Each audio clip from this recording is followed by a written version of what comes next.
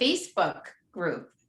It's hey, awesome. Today's a big day, everyone. 75,000 people we hit. That's amazing. I know. Well, it was funny because this week I did a professional development, like a virtual professional development for a school district. And I spoke to the school psychologist, and she said, I'm coming to your meeting. I'm coming to the workshop on Saturday. Isn't that so, cool? I mean, we have people from teachers, psychologists, speech pathologists, you know, just so many different educators. So it's exciting. To be administrators, that's what we want. Talk to your administrators, tell them to come visit us. Yeah. Okay, we have 1 more minute to go. Yes, the meeting will be recorded and you can revisit and review. I will be sending, typically what I do is do a private YouTube, so I'll send that out. And Jenny was saying that she has it also available. If everything goes wrong, we still have these videos that we can send out to you. So hopefully nothing will go wrong.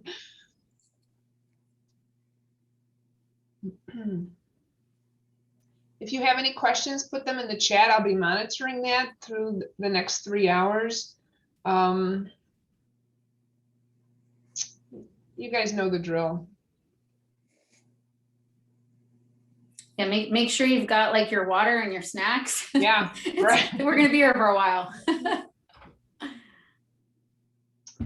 Okay, my trusty friend, Siri, just told me the meeting's supposed to start. All right, friends. It is so great to be here today with Jennifer and all of our 300 new best friends. This is an exciting time for us to be able to share all this really cool information about the science of reading. A couple of things that I wanted to share with you before I introduce Jennifer is that we are running a campaign for teacher training. You may have seen it. So when you next time you're on the Science of Reading, go to announcements, and we have these really cool stickers that I'm selling. Who wouldn't want one of these, right? You could put it on the back of your computer. You could be one of the first in your school to have one. So for $20, you can get one of these stickers. And all the money is going into a pot of money that is going to be earmarked for teacher training. So in fact, today, that was the other thing I wanted to talk to you about. At 6 o'clock, go on Facebook. I'm going to be announcing a partnership with Ames Institute, and it has to do with teacher training. You don't want to miss it. So it's really cool. We also partner with Keys to Literacy, and she has offered, Joan Sedita has offered some free trainings. I don't know if all those seats are taken, but that's a great opportunity. We just keep getting approached by practitioners and companies that are doing the science of reading, and it's so exciting. It's just so exciting to have that. So I think that's it. And now on to Jennifer. So Jennifer and I have been working together for the past few months. She offered to do some Equipped for Reading Success follow-up, which has been very successful. And so she's my go-to person for anything that has to do with Orton Gillingham or PA or Kilpatrick's books. So Jennifer Cerra is the founder of READ, R-E-A-D Intervention. She's been working with students as an educator since 1998. Jennifer received her bachelor's BA in English literature from Boston University and her master's in education in elementary education from Lesley University. She's also a certified reading specialist and Orton Gillingham practitioner who received training through Fairleigh, yep, Dickinson University, an accredited IMSLIC graduate level program. Jennifer has also authored 4 teaching resource books for Scholastic on using reading strategies with students in grades 2 through 6. After working in the public school sector for over 20 years, Jennifer decided to dedicate her passion for literacy instruction to private students struggling to read and found READ Intervention. Based on READ's success with students, she was approached by educational leaders and asked to provide in-person professional development on using evidence-based methods such as Orton Gillingham. In order to deliver the content to a wider audience in a cost-effective manner, READ created online learning modules and resources to support the delivery and implementation of this instruction. So without further ado, I introduce you to Jennifer Cerra. Hi, guys. Hi, everyone. Thank you so much for joining us. And thank you, Donna, for the Science of Reading Facebook group. It's like a full-time job for you that you don't always get paid for. So I never get paid for it. Never get paid for it. So thank you so much for all of your work to bring all of the science to teachers who are hungry for all of this. I was a classroom teacher for 18 years. So I know what it's like to have those kids come into your room and they don't know how to read and you don't know how to help them. So I'm really excited to share this information with you because it's things that everybody should have learned. Like you said, we should have learned this in college, but we didn't, right? So now we have to kind of pedal back and learn more. So I want to just go ahead and Donna, let me know if at any point, if I'm sharing something or you can't hear me, just let me know if there's anything going on in terms of, any technical stuff. So you can see my screen share right now. I can. You can. Okay. I just want to make sure because once I screen share, I can't see anybody. So just let me know if something isn't working the way it should. So I just want to explain that I'm going to be sharing some videos from my online modules. These are videos from sections 13 and 14. So before anybody would even get to the OG lesson, they would have had like 7 hours of training on things. Ooh, I'm getting feedback. Oh, maybe Donna, is it you? Maybe if you're not muted. There we go. They would have already had about maybe 7 hours of training on phonological awareness and phonics. So you need to have all of that background knowledge before you jump into implementing any kind of OG approach. So I just want to sort of put that out there. So these are from my phonics module. So I just wanted to explain that that's where these are coming from. Altogether, the modules are phonological awareness, phonics, which is the meat of it, and then also fluency. And altogether, they're over 10 hours of online sequential self-paced video tutorials. So that's where these are coming from. I just wanted to explain that. So let's talk about the goals. What are our goals for today's workshop?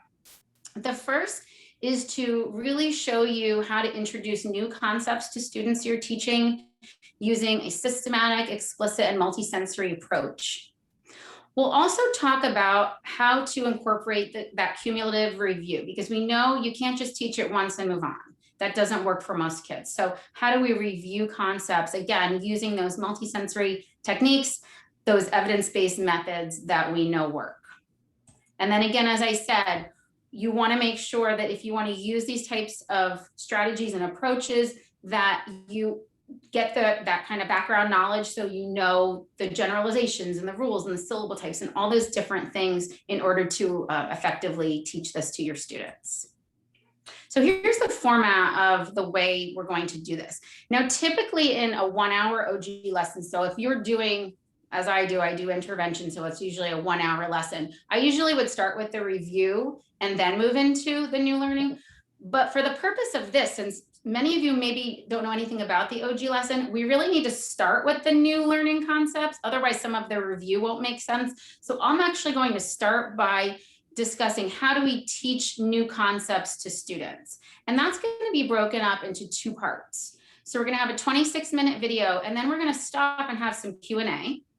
And then we'll watch the second part, a 24-minute video, and then we'll stop again and have some Q&A. So that will be the new learning. And then we have the review. So what do we do when we're trying to review with students? This is going to be broken up into several parts again. So we'll have a 30-minute video followed by Q&A. We'll have a 10-minute video followed by Q&A, a 23-minute video, and then also a 12-minute video followed by Q&A.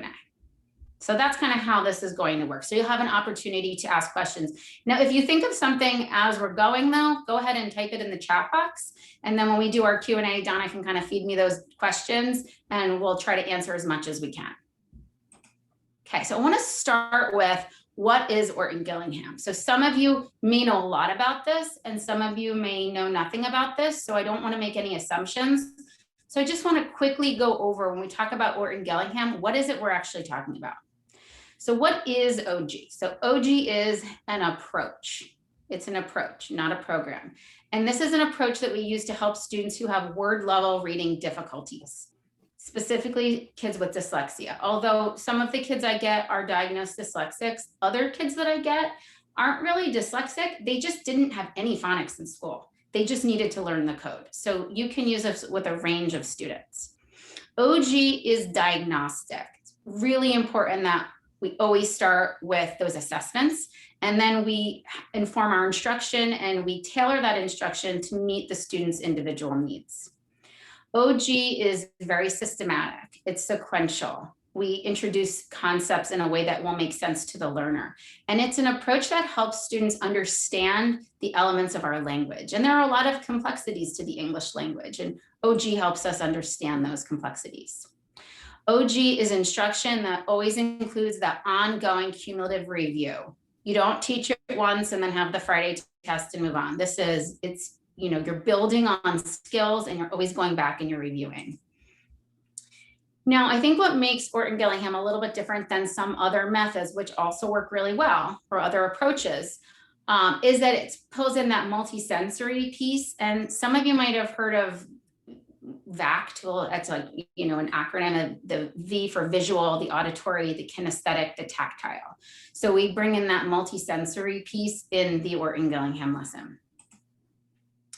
And it is aligned to the reading science. So Orton Gillingham touches on all of those, 5 pillars as we call them. And we know there's more to reading than even just that, but we know those pieces are critical.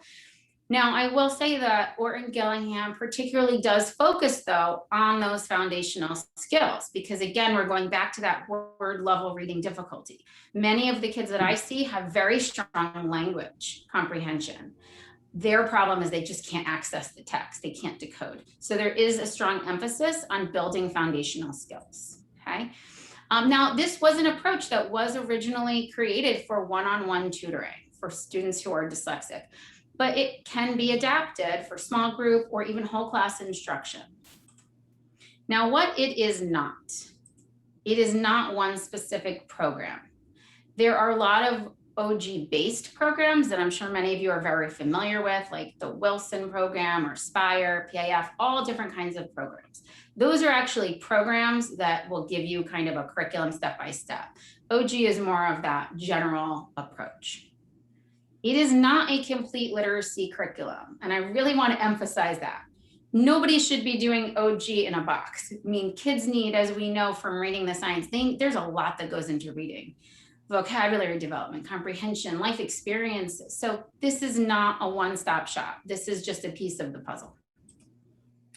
And OG is not the only way to teach reading. There are a lot of other methods out there and approaches out there that have really worked well, like phonographics or the Spalding methods, writing road to reading. There are lots of things out there that have been shown to work. This is just one thing that you might use. Okay, so we are going to stop sharing there. And before we get started, are there any questions? We're good? Okay, everything's making sense? All right, so we're going to begin by watching the first video introducing new learning concepts. During this part, I'm going to mute my my screen because I hate watching myself.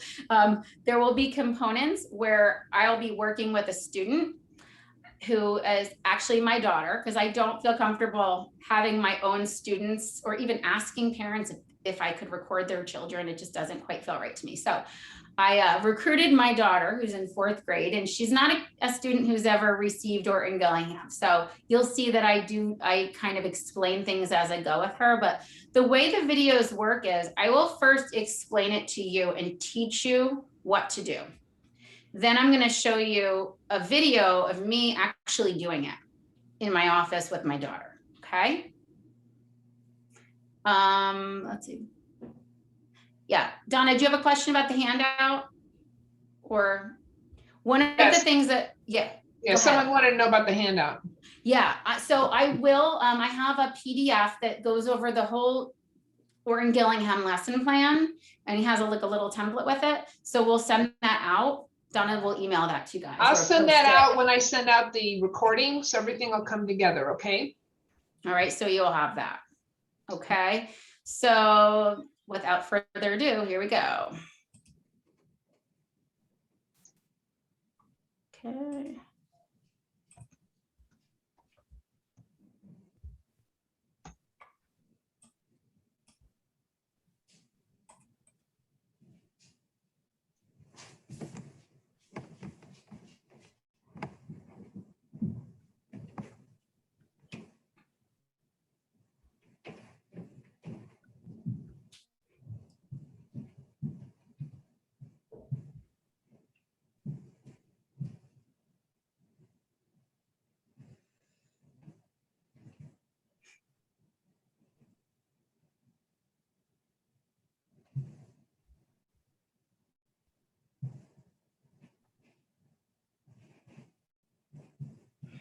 Jennifer, we're not seeing any kind of video.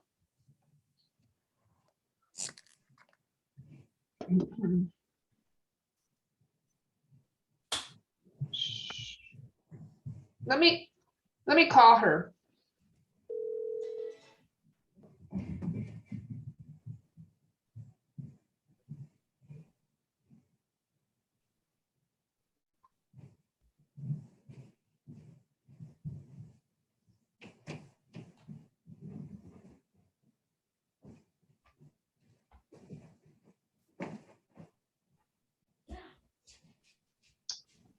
There's no.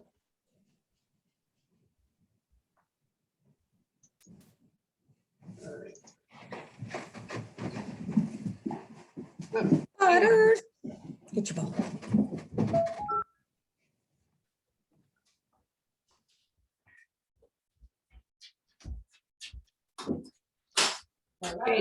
Hey, there's no video. There's no, you're not seeing it? Nope. Okay. All right. Thank you. I don't know what's gonna. I'm having issues. It's not. Okay, sorry about that, guys. For some reason, when I screen shared, it didn't show. Let's do this again. Sorry. Whoops. Why is this? Hold on. What's going on? Need X out. Share sound, share video. It's right there. Which one is your share? Video's right there. You now you. Hold on. Sorry. 1 minute, guys.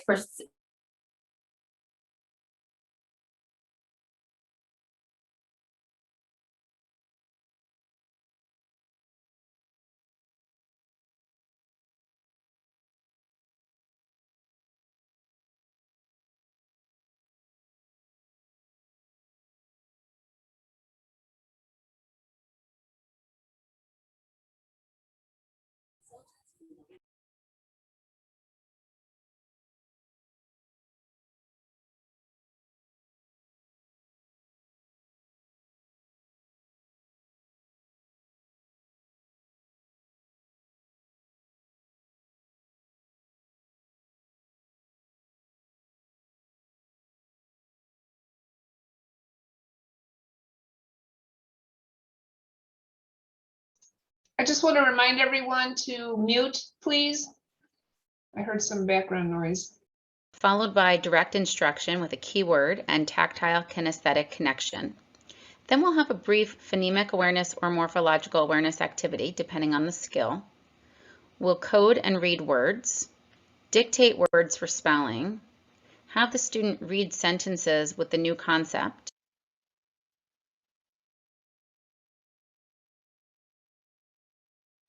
in video 13, we'll go through the steps we would follow when introducing a new concept. We'll begin by connecting to prior knowledge. We'll have an auditory visual connection, followed by direct instruction with a keyword and tactile kinesthetic connection. Then we'll have a brief phonemic awareness or morphological awareness activity, depending on the skill. Code and read words, dictate words for spelling, have the student read sentences with the new concept, teach a new read word for spelling, and then read connected text, which may be controlled or uncontrolled depending on the student's needs. All in all, it takes about 30 minutes to go through steps 1 through 9. In the following video, we'll go ahead and we'll break it down for each section in each step, and then also follow it up with a demonstration with a student. When introducing a new concept, the first thing we'd want to do is connect to prior knowledge. So think about what the student already knows and how that will connect to what they're about to learn. Now, we're not going to tell them right away what we're going to learn, but we're going to tap into what they already know in preparation for it. So for instance, I'm going to show you a little example where I'm teaching the student the short I sound. So at this point, if I'm teaching them the short I, they already know at least one short vowel sound, likely the short A. So I might say to the student, you already know the short A sound, ah. Today you're going to learn a new short vowel sound. Then we're going to start with an auditory connection. First, we want the student to hear the sound. So I may say something like this. What sound do you hear repeated in the middle of these words? And then I'm just going to repeat 3 words that have that I sound. Pig, hit, tin. And I want the students to repeat that. So not only am I saying it, they're saying it and they're hearing it again. Now, sometimes the students don't hear it right away. And so then you might need to actually repeat it and really emphasize that target sound.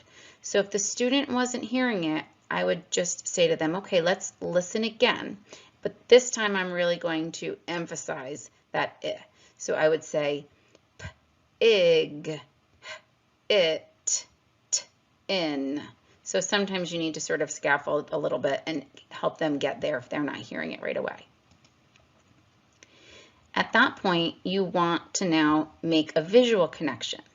So now you're going to show the students the words that you just said. You're going to write them. And you'll ask them what looks the same in each word. They usually have an easier time seeing what's the same than hearing what's the same. So again, if they need some help, you could guide them through this, but in my experience, kids typically are usually pretty savvy at this part of the lesson, just kind of finding what looks the same. They're going to then underline that letter, or they can use a highlighter. Now that the student has been able to hear that sound and connect it and they know what the learning will be, we get on to the direct instruction. And I like to use a note card and a new learning sheet when I'm doing intervention to help me introduce this and provide the direct instruction.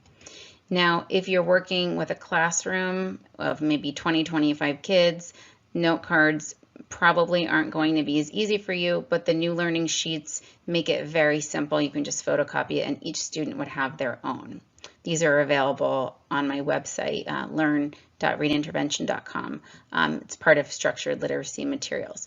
I have these for all of the concepts that we teach, all the way up through roots. So the way this works is we have our keyword, we have our phonogram up at the top, and then we have our word lists and sentences. So that's what the new learning sheet looks like. So let's move on to our direct instruction. So you're really just going to explicitly explain to the student what it is you want that student to learn. So I have a little kind of sample script down here. The letter I makes the I when it's in a closed syllable.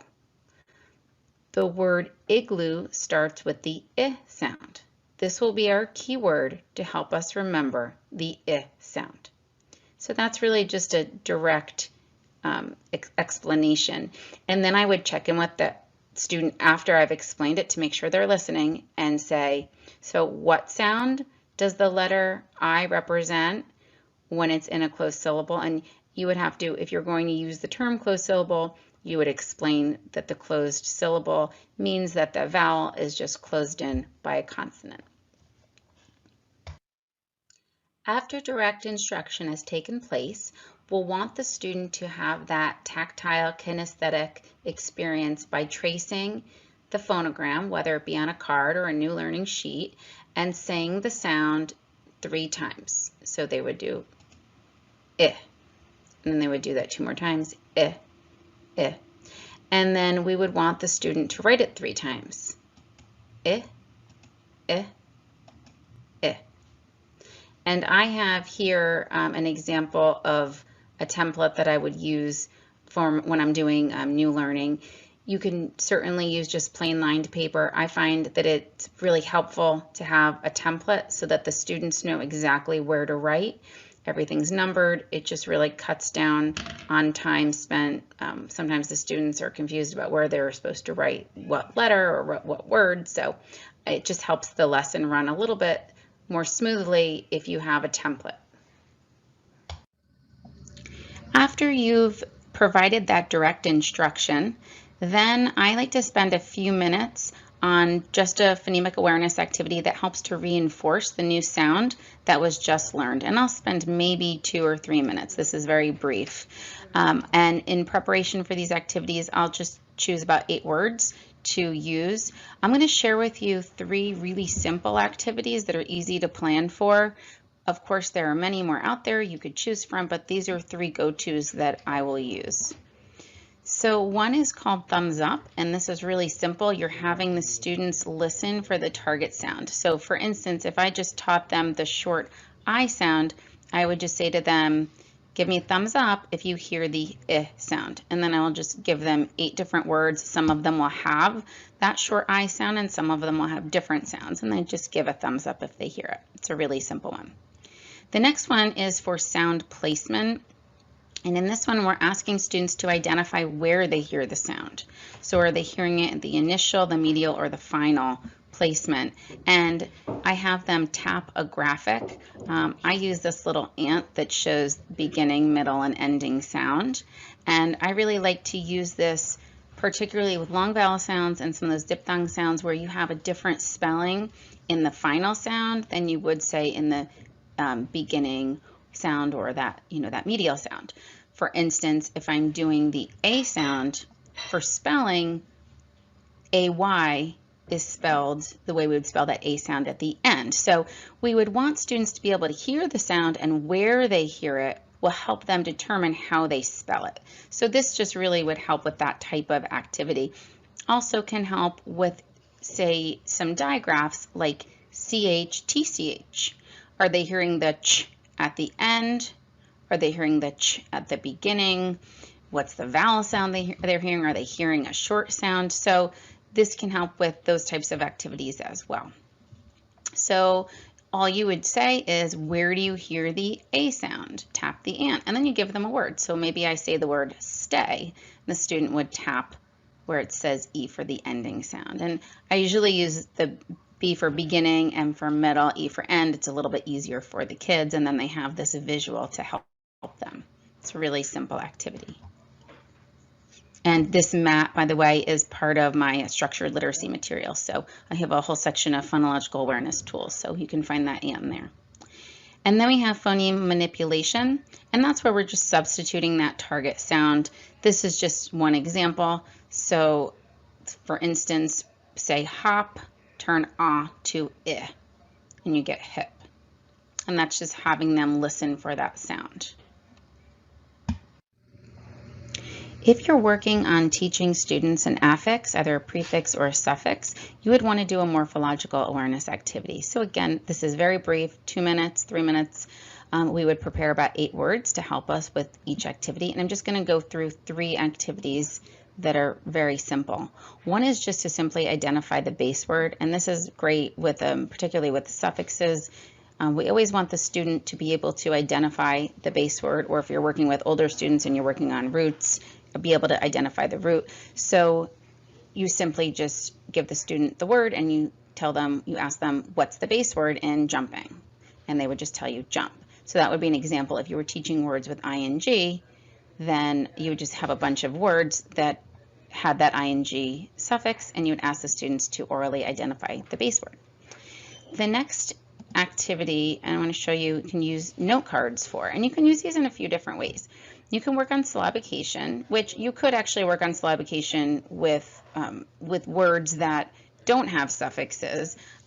Although, when you add a suffix, you add prefixes, you tend to then have more, you have those multisyllabic words. So you certainly could do syllabication with, words like napkin, and that's not morphological awareness. So the syllabication could be used, really, it's technically a phonological awareness activity, but because these words that have affixes do tend to be longer, syllabication is something that's an important skill for students. So you could have the students syllabicate the word and just tap the cards as they are breaking it into syllables. The other thing you could do, though, with the note cards is you could have them identify the prefix, the base word, or the root, depending on what you're working on, and then the suffix. So for instance, let's take the word reheated. If you wanted to use this to just have them break it into syllables, you could just say how many syllables are there in the word reheated. Tap the mat or tap the cards. Reheated. Now you'll notice when you're syllabicating the word reheated, the t really joins that suffix with the sound, reheated. But if you're asking the students to break it up into the prefix, the base word, and the suffix, that's a little bit of a different skill. So if you said to the student, what's the prefix in the word reheated? Tap the card and say the prefix. They would say re. What's the base word in the word reheated? Tap the mat and say the word heat. What's the suffix in the word reheated? Tap the mat and say the suffix, id. So that's a little bit of a different skill.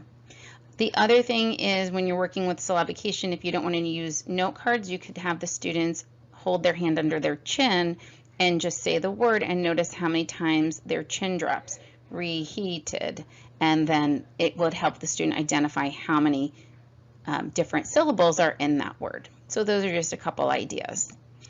And then this last activity is really a phoneme manipulation activity. So it's technically phonemic awareness, but because I'm including a suffix, what I'm trying to do with this is really get the student to associate the sound with the suffix. So I kind of consider this both because it is a phonemic awareness activity, but it is related to teaching that suffix. So let's say I was teaching the ed suffix, this would be a different activity that I would do to help that student hear that sound, connect it with that suffix.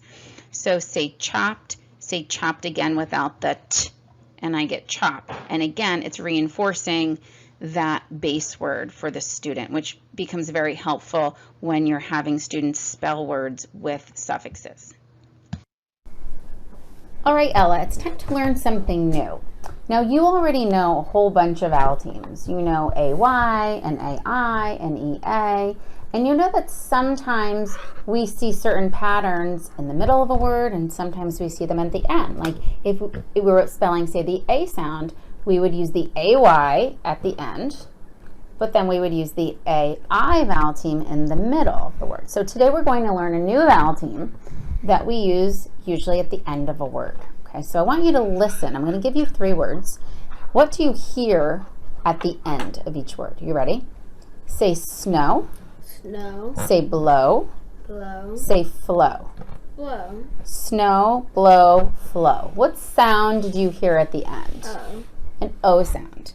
Now, what do you see at the end? Take a look. What do you see? O-W. Okay, so go ahead and underline the OW in each of those words. We have snow, blow, and flow.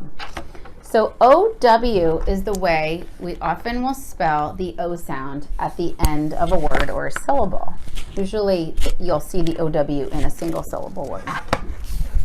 And sometimes you'll also see an N that might follow it if you're making the word past tense. For instance, we might say blown, instead of blow, blown away. Or we have flown, or the plant has grown. So sometimes you do see an N that follows. You see with where I'm pointing, how you might have an N followed. But usually we see that OW at the very end. So take your finger, and I want you to just trace and say, with your finger, O 3 times. O. O. Good. And now let's go ahead and write O 3 times on the lines. Say O, that's right. O. O. Good job. Now we're going to use the keyword snow to help us remember that OW represents the O sound, usually at the end of a word.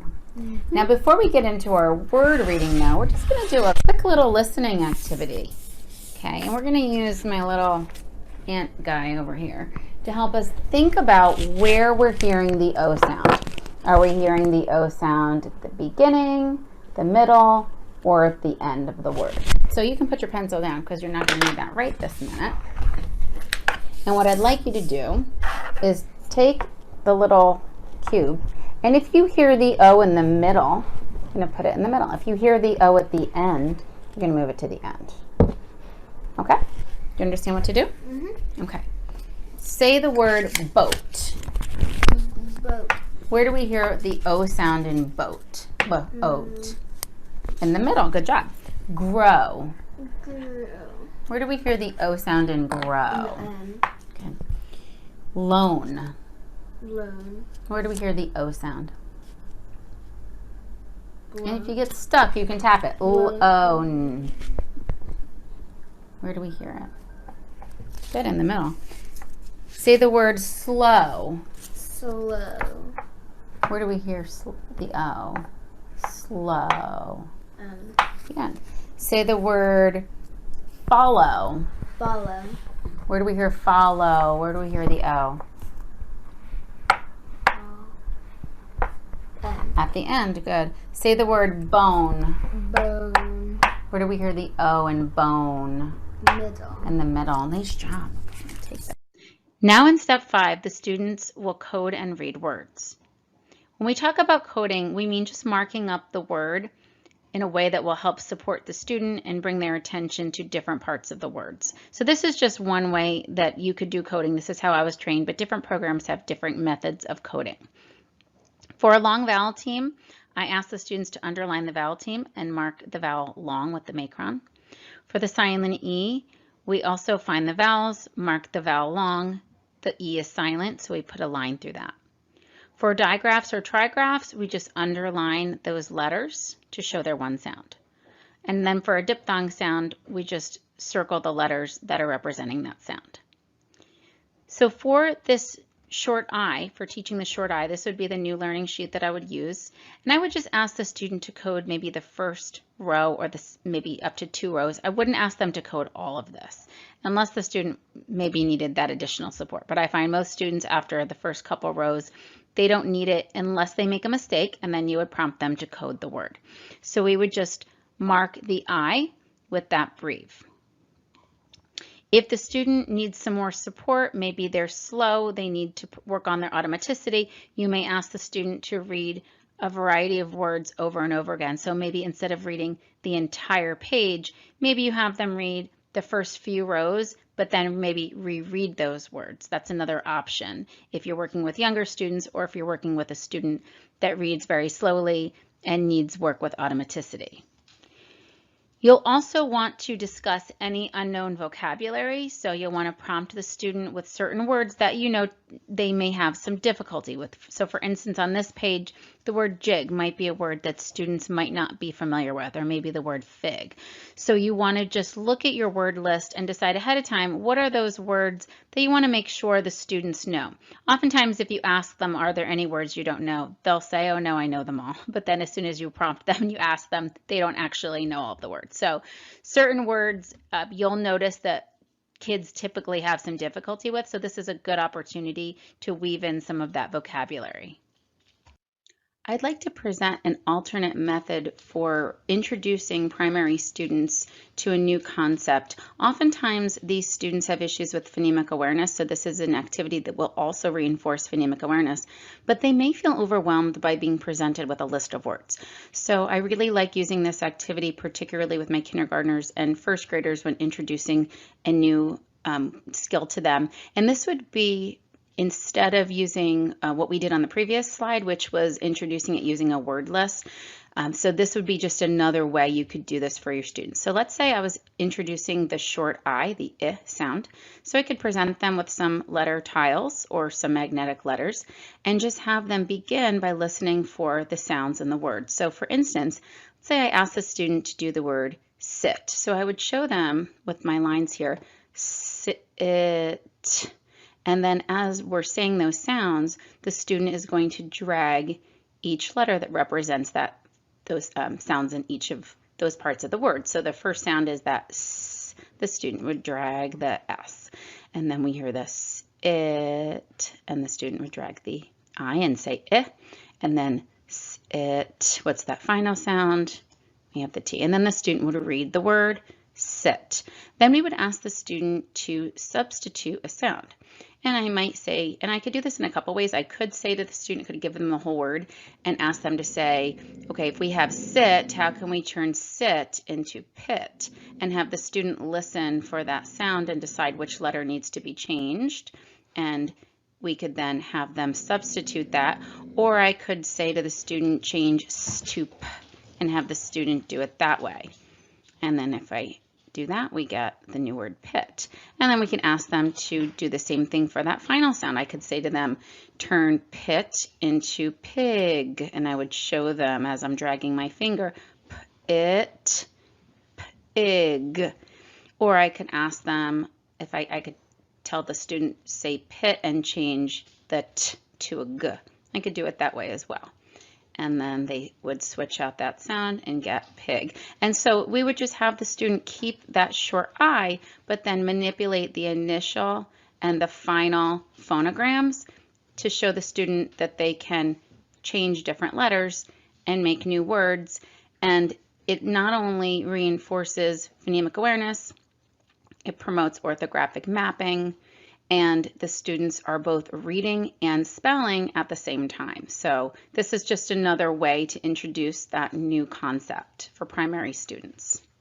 Okay, Ella, now we're going to go ahead and read some words that have that OW pattern, where we're seeing the OW and we're hearing O at the end of the word. So what's the keyword that we're going to use to remember the OW represents the O sound? Snow. Snow, good job.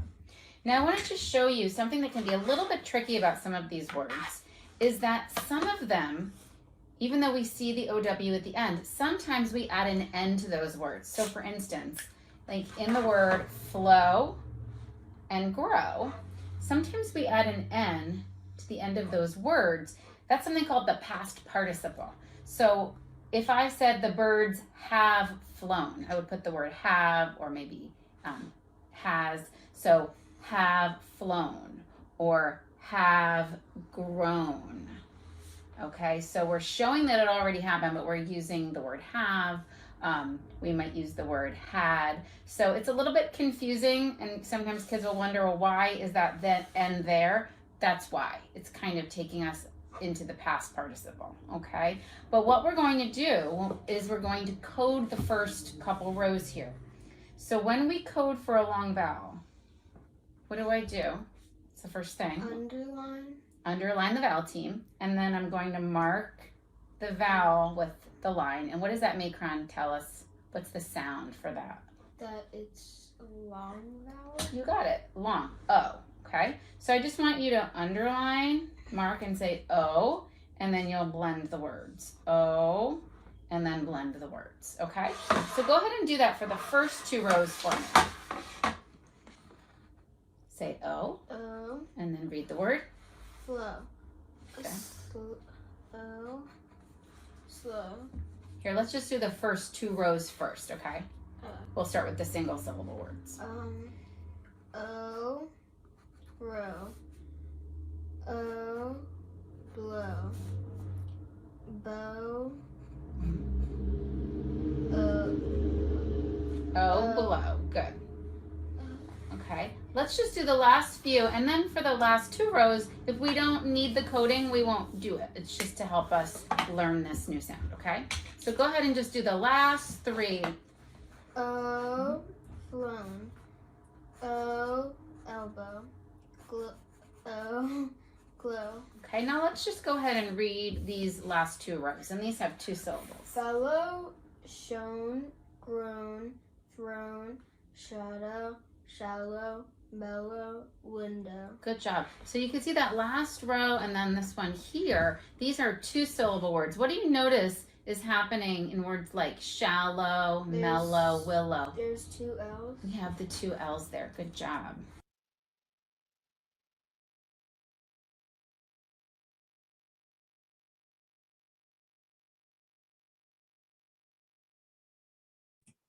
Okay. Sorry about that initial problem with the sharing. I thought I was sharing my whole screen and I wasn't. So luckily my husband's a tech guy, so he was able to help me out there. So yeah, I was gonna do this from my office and then I was like, no, I need to have Martin home. In case I run into technical problems, I need him, which I did. So Donna, Yeah. would you be able to feed me questions and then I can kind of focus on answering You bet. what people are asking. All I know right. it's a lot of information, guys. It's a lot of information. So don't feel like you should watch this one time and all of a sudden be able to do it. I went through 12 graduate credits, you know, to go through learning all of this. It takes time. So be patient with yourselves. Okay, what if the student never becomes automatic with the words and relies on segmenting and blending? Do you stay with the short I or move on to the next phoneme? That's a really great question. And it's something that happens a lot with my first graders, especially. If the student is not proficient and is having to sound everything out, which most of the kids that come to me in first grade, that's them. That means they have a problem with phonemic awareness. So you've got to address the phonemic awareness. Now, what I generally do is I go more slowly, and I also teach my vowels sparingly. I don't teach all the vowels up front. So the sequence that I like to use, I like to teach, I'll do the A and the I, and then I stop for a while and I do other things. I'll do the CK, I'll do the, you know, the fizzle or the floss, whatever, you know, rule, the double L, the double Z, the double S. So I go slowly with the short vowels because I find that kids have a lot of vowel confusion. So that's one thing you can do, go slowly with the short vowels. That's number one, but actually maybe that's number two, because number one is they need phonemic awareness. If they don't have the phonemic awareness and you keep trying to plow through with the phonics, it's not going to stick. So it's kind of like you're spinning your wheels. So address the phonemic awareness while at the same time teaching the phonics, but going more slowly with the vowels, because that tends to be where the most of the confusion is. And then, you know, eventually you are going to have to keep going, but you have to be careful about what you keep introducing. So let's say you've taught the child the A and the I, and there's lots of vowel confusion. Well, you're not going to touch another vowel for a while. You just want them to be solid on that, but you can teach them other things like the CK, you know, for instance. So that would be my advice. That's how I do it in intervention because most of my students that come to me in first grade, that's exactly how they are. They're they're sound by sound, letter by letter. They just don't have any fluency. That's true. All right, some students really struggle to hear the sound in the context of a word. How do you help them hear the sound? How do you help them hear the sound? So I'm not sure exactly your question in the context of a word. It's hard for me to answer that without an example. I'm not exactly sure what you mean by that. All right, Catherine, would you unmute and ask Sure. your question? Yeah, can you give me an example? Well, I've tried, like, for example, I introduced the long I sound. And so we were doing the thumbs up, thumbs down. I say a word, and if you hear I in the word, they put their thumb up. If they don't, if they hear I or a different sound. And a lot of, like, some of even my second graders are really struggling to hear the difference between I and it. And I would think, like, I could see that with short vowels, like totally, because some of those short vowels sound so much the same. But when I'm doing it between like a long vowel and a short vowel, and they're still not picking up on those sound differences. So I've tried like showing them my mouth and, you know, like, look the way my mouth looks. you know, when I say I, and how does it feel? And then how does it feel when I say eh? And that does help some, but for some kids, that phonemic piece is a real struggle for them. Yeah, well, what you just said is exactly what I was going to recommend. That to tap into, well, what does it feel like? You know, what does it look like? What does it feel like? Feel your mouth. What's your mouth doing? Sometimes with the I'll have them think about their nose. They have an itch. They kind of feel it, like you can kind of feel your nose go up a little bit. Versus the I, it's more your mouth, your chin's dropping a little bit more. Right. You know, I haven't really experienced that too much, honestly. And maybe because the kids that I see, they have so many issues that when they first come to me, their phonological awareness is so poor. We spend so much time on phonemic awareness. By the time we get to those long vowel sounds, I don't really experience that difficulty with them hearing the difference so much. Okay. So it could be that maybe you have to go back a little bit more. And so have you done like a past assessment to kind of see where they are? Yeah, I've been doing a lot of the 1-minute exercises from Kilpatrick with them, and that does seem to help because they're so conditioned. I feel like sometimes when I get them, they're so conditioned to see it, but not necessarily hear it per se. Does that make sense? Yeah, because and I'll tell you, I taught second grade for 10 years, and most of that time I taught phonics. I knew nothing about phonemic awareness until I went through my OG training. So my guess is the kids that are really struggling with that probably are lacking some of that phonemic awareness, and maybe pull them aside. If you do a past with them, pull them aside and find out where that specific area of difficulty is, and maybe pull them aside and just do some 1-minute drills with them and kind of like a targeted intervention, because it's probably not most of the kids, it's probably just some of them. I find, you know, programs like Heggerty are great for tier 1, but I find that, and I think the research shows too, that targeted interventions are much better. Right. So you're going to get to the heart of what you really need. Okay. Yeah. All right. Well, then I'm on the right. Yeah, like Heggerty's for whole class. What was that? I'm sorry. So I feel like I'm kind of on the right track here. You are. A lot of what you're talking about is what I've been trying to do. So, okay. All right. Thank you. Okay, thank you. What if they are weak in PA? For example, I have a student who does not hear rhyming in words. So I would, first of all, when you talk about things like rhyme, those like phonemic sensitivity activities, you want to, first of all, how old is the student? Because, so let's say you have, you know, a 3rd grader who's having a hard time with rhyme. The question is, do you address that, or do you focus on the phonemic awareness, which we know is actually even more crucial? And there's a lot of questions about that. Do they have to know the rhyme in order to be able to do the phonemic awareness? And I don't know if there's like a definitive answer on that in terms of what the research shows, although the most recent article that I had read was in the Reading League, really did say focus on that phonemic awareness piece. So I would say, depending on the age of the student, and I don't want to say don't worry about it if they can't rhyme, but I think the age is important. So if you're dealing with a kindergartner or maybe a preschooler, yeah, that's, you know, that's one of the things you're working on. But if you're dealing with a 4th grader, we need to get into that phonemic awareness piece. Does that answer the question? Yeah, I wanted to add to that. Go ahead. Susan Brady is pretty clear about that. She said that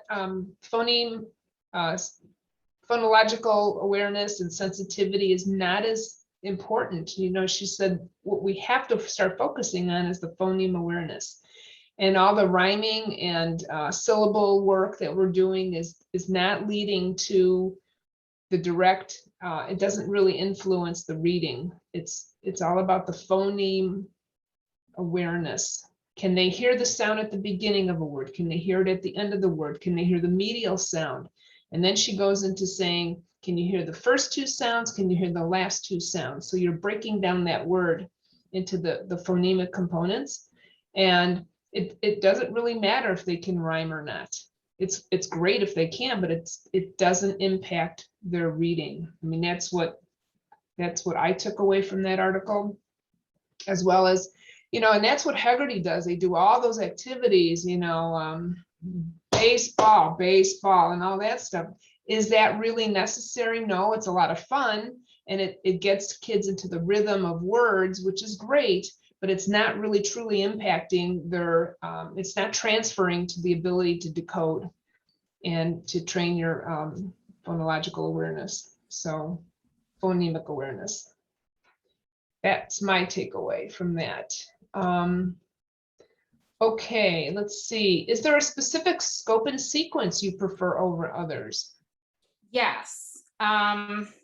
So again, going back to that kind of approach, with OG, how I was trained, that it is an approach. We didn't use a specific program. In fact, we had to make everything ourselves, which is why all of the materials I make that I offer on my site, they're all things that I made and I created and I use.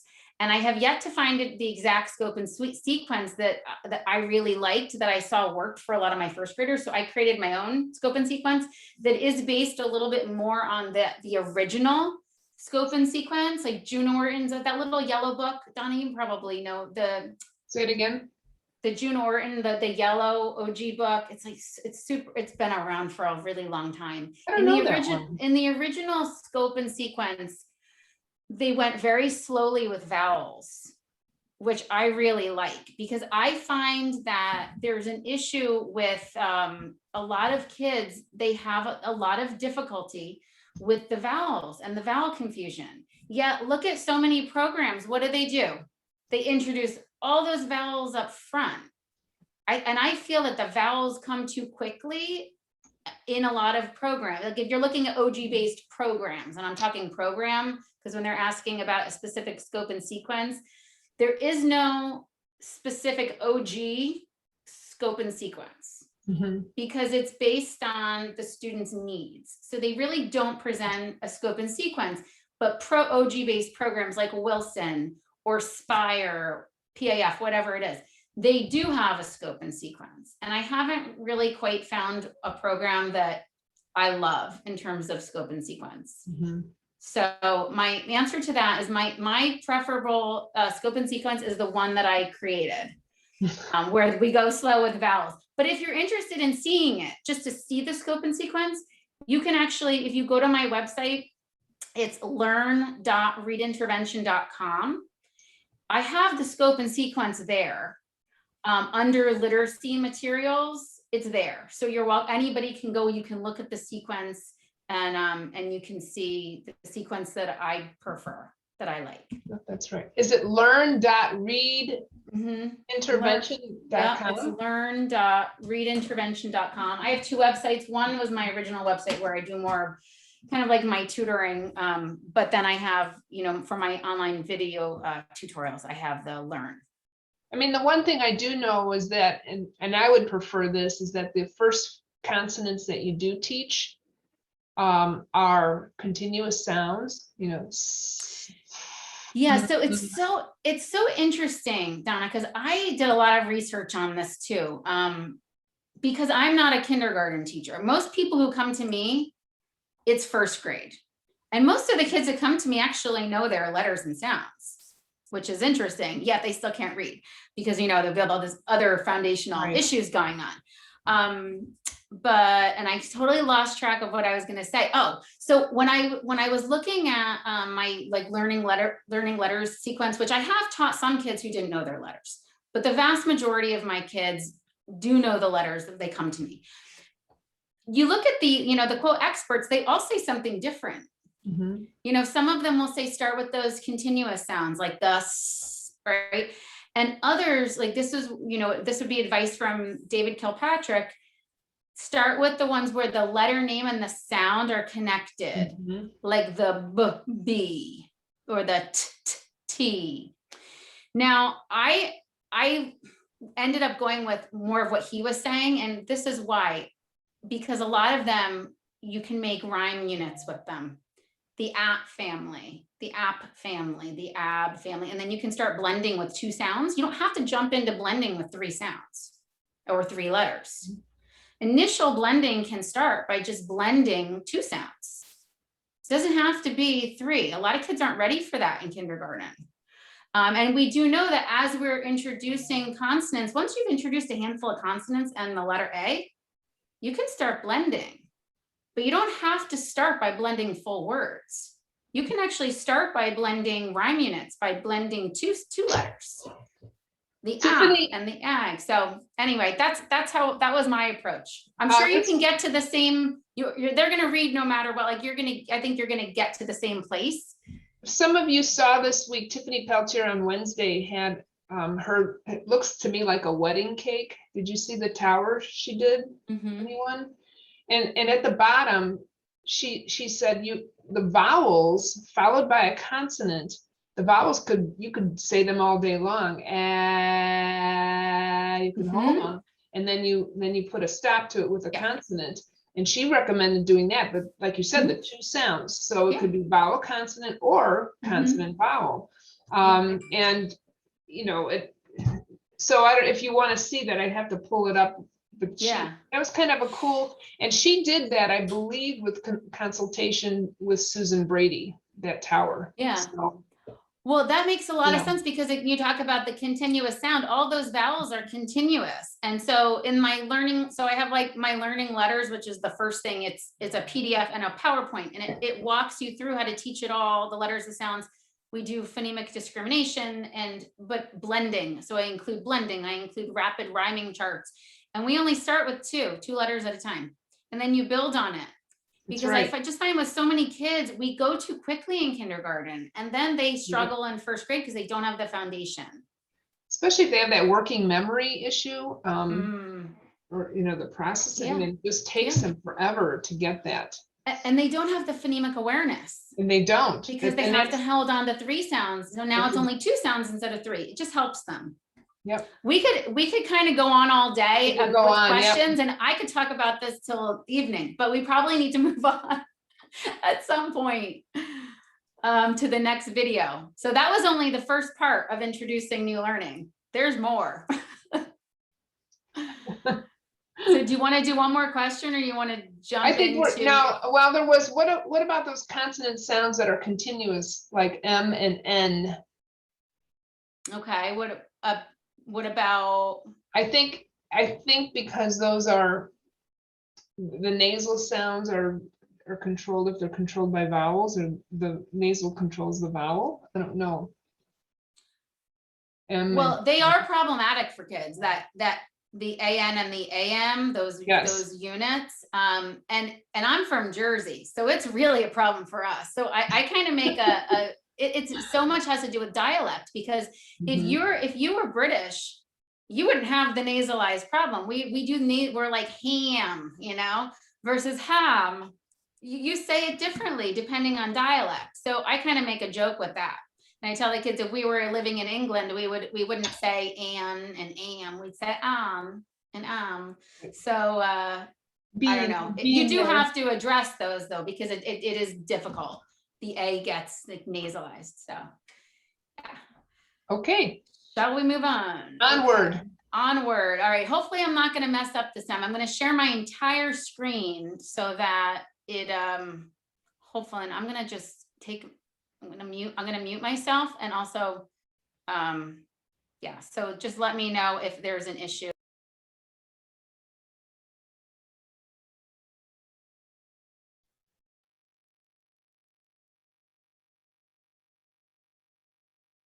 Then the students will move on to word dictation. So now they have an opportunity to practice what they've just learned by spelling words. And I'll choose between 5 and 10 words for students. Again, it depends on the student's age and ability. You can make that instructional decision. And before the students write the word, the way dictation works is the teacher will say the word, the student repeats it, and then they finger spell or tap the sounds before they say and write the word. Now I want to point out that I have an example here of 2 different kinds of paper choice. The one on the left would be for older students. The one on the right would be for our younger students, or students who are really struggling with spelling, so that they have 1 sound in each box. So that's not 1 letter, that's 1 sound. Now we know that sometimes a sound can be represented by more than 1 letter. So for instance, the CH, it's 2 letters but 1 sound. So they would write the CH in one box, and that just helps promote orthographic mapping. On the next slide, we'll go ahead and look at this in action so you can see what it looks like to do that finger spelling. The next step would be taking those words and reading them in the context of a sentence. So I like to play I Spy with the students during this part of the instruction, where I'm asking them to find that target sound, and then they either highlight it or they can just underline it with a pencil. So for instance, if I were teaching the short I sound, I would say I spy 2 I words in the first sentence, and then the student would highlight and say I, hid, I, pin. And then the student would go ahead and read that sentence, Dan hid the pin.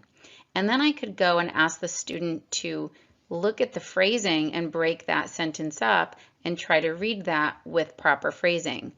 Dan hid the pin. And we could go ahead and actually draw lines underneath to promote that phrasing. Okay. All right, let's go ahead and spell some of these words now. Here's your pencil. Grab your pencil. Oh, there it is. Okay. Now, when we spell our new words, remember we're going to finger spell first before we write. Do you remember how to finger spell? Show me how to, with your other hand, how you finger spell. Right? Start with your, good. Okay. All right, let's start with the word snow. Let's start with our keywords. So first, finger spell. Okay. How many sounds? 3. Yeah, only 3 sounds. Say is right. Good. Now write the word slow, but we're going to finger spell first. Go ahead. Now say and write. Good job. Glow. Good job. Say and write. Flown. Flown, like a bird. It's flown.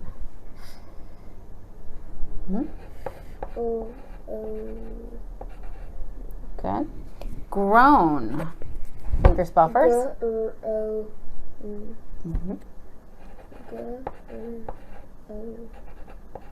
Now, how come flown and grown have those ends? Do you remember? Because they because they're not doing it anymore. It's yeah, that's all. It's showing the past tense. So flow and grow are words on their own, and then we can add the end to show it already happened. Those are the tricky ones. And there's one more, shown. Shown. That one's a little tricky too. Say your. Good. Say and write. Good. Now the last 3 words are going to be 2 syllables. So I want you to pound them first, okay? And then we're going to write them each syllable, 1 syllable at a time. Say the word fellow. So pound that. Just the syllables. Fellow. Fellow. Fellow. So how many syllables are in fellow? You can feel the chin drop too. Fellow. Good. What's the first syllable in fellow? The first syllable. Syllable is the whole chunk with the vowel. Fell. So say and write fell. Say your sounds. L. Now what's the second syllable? Fellow. How many L's do we need in fellow though? Because that first E is short. We need 2. Good. Good job. Now the next word we're going to do is shallow. So pound it. How many syllables? Shallow. Shallow. 2 chin drops. You can do your chin if you want. Shallow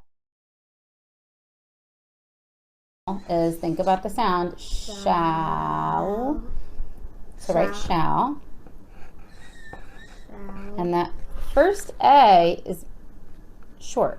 So what does that mean? How many L's will we need? 2. Good. Good. Now do the word mellow. Mel. 2. Good. Say your first syllable. Mel. Okay, and we have that short E.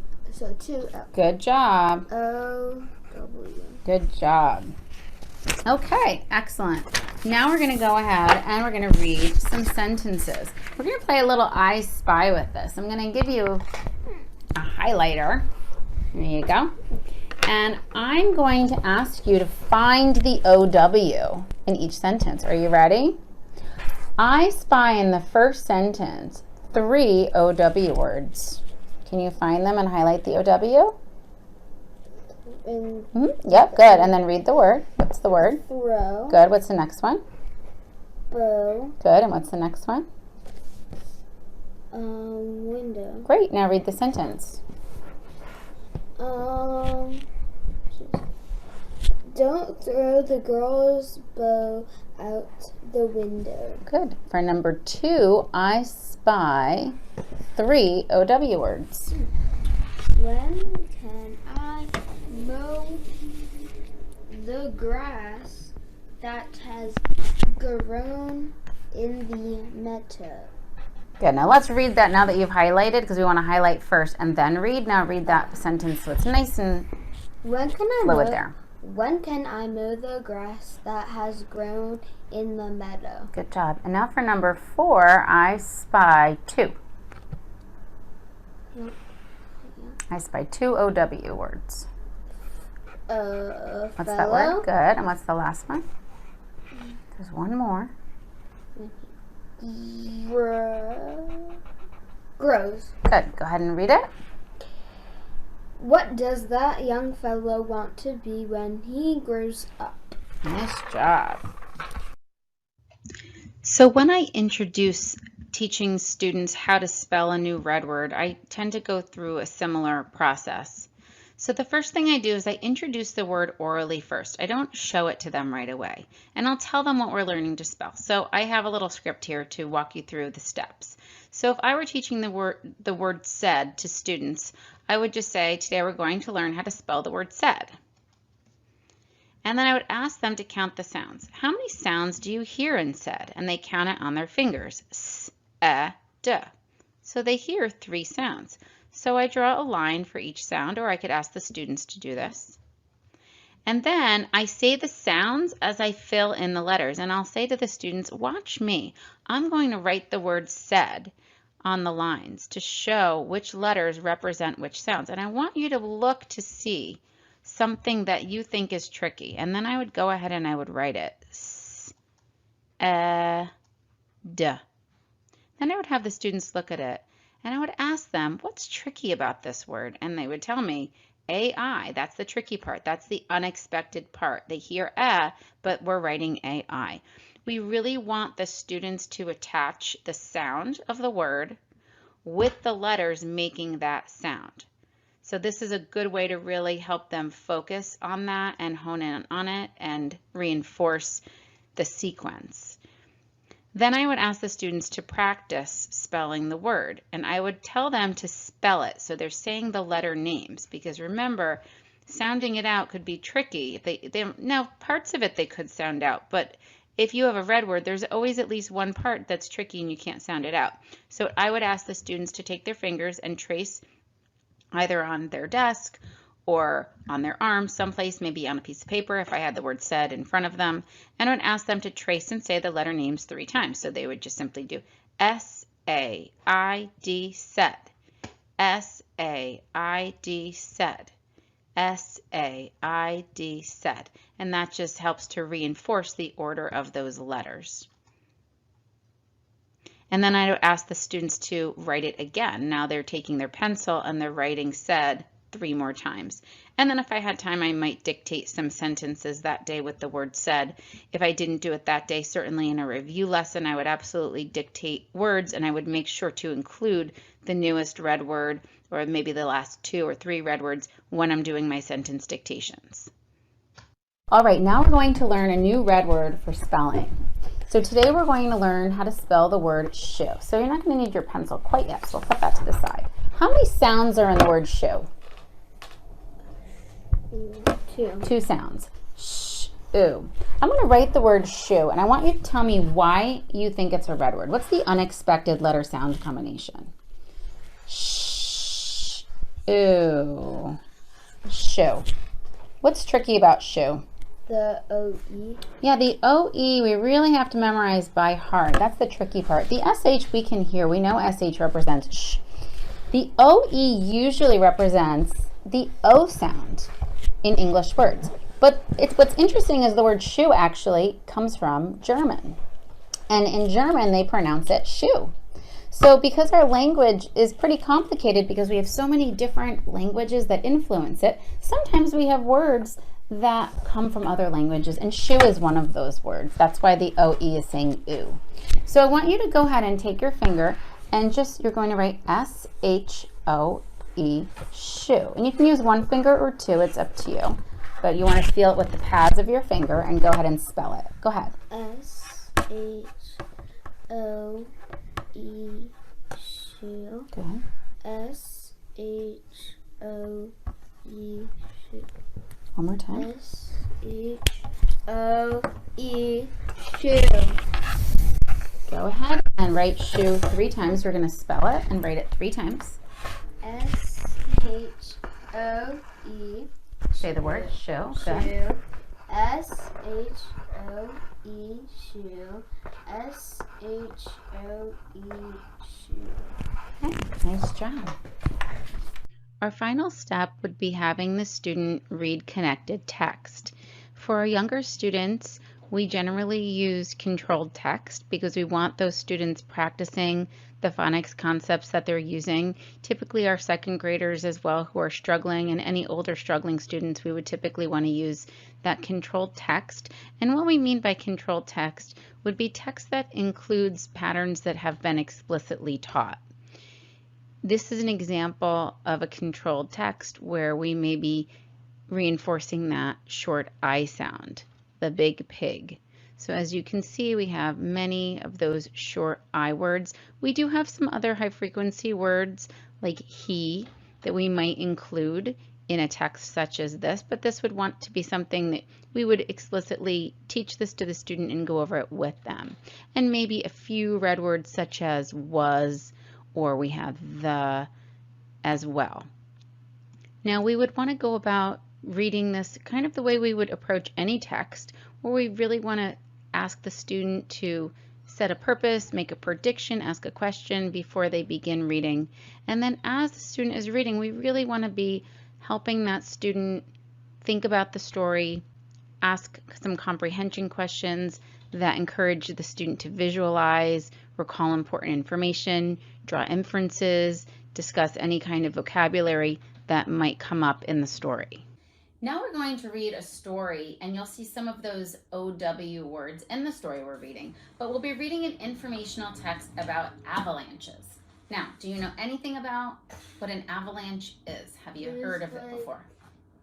Ice or snow that falls off of a mountain. That's right. So we're going to read a little bit more about it, learn about what causes avalanches, and find out some information in this text. So let's go ahead and start by reading the very first paragraph. Now, I want you to think about while we're reading this paragraph, I want you to really visualize in your head, make a picture of what you're reading about. Because sometimes when you're reading things that have to do with science, it can be a little bit difficult to understand what the author is describing. So if you picture it in your head, it makes it a little bit easier. So we're going to read that first paragraph out loud, okay? And then at the bottom of that, when we get to the end, I'm going to have you stop and we'll talk a little bit about what you learned in that paragraph, and I'll ask you to tell me about the mental picture you were able to see as you were reading. Go ahead. That's the Avalanches are one of the most dramatic events in the high mountains. An avalanche is a very fast flow of large amounts of snow and ice down a mountain slope. Avalanches can reach speeds of 80 miles per hour in just a few seconds. Trees, rocks, and buildings can be swept along with the snow as it rushes down the mountain. On high mountains, snow piles up in layers. Each new snowfall adds another layer of snow to layers from earlier snowfalls. An avalanche starts when a weaker layer of snow can no longer hold the weight of the newer layer of snow above it. when the weaker layer gives way, the top layers of snow slide down the slope. There's a lot of information in that first paragraph. So let's start with the most basic is, what is an avalanche? How would you describe what an avalanche is? And it's snow that like piles up off of a mountain. Okay. That like falls off of a mountain after it's done piling up. Okay, so an avalanche is an action, right? It's the act of the snow actually falling. Now that part is a little bit difficult. Did you visualize as you were reading? Mm-hmm. Now there was a part where it talked about the snow and it piles up. So can you picture that in your head? Mm-hmm. Show me with your hands. How would that look over time as the snow is piling up and more snow is falling? Like, okay, so it sort of builds up. Now, what happens to that layer at the bottom? So what causes the avalanche? the layer at the bottom like gives out and it can't take anymore. That's right, and then what happens? All of it falls. All of it falls. And how fast can an avalanche be? 80 miles per hour. That's pretty fast. That's like a car, or even faster than how fast we usually drive a car. All right, nice job. Let's go ahead and read the next paragraph. Every avalanche has a trigger that starts the flow of snow. Natural events such as a movement in the Earth's crust can trigger an avalanche. People can also trigger an avalanche just by skiing or walking in a dangerous area. Okay, what was this little paragraph about? About how avalanches are dangerous and how they fall down, and they can be triggered by people, or like even by just walking there, by the earth. Okay, I want you to go back to the last thing you said. That was really what this was about. That word that you used. What's that say? Trigger. Trigger. This is about what triggers avalanches. So they really talked about two things that can trigger an avalanche.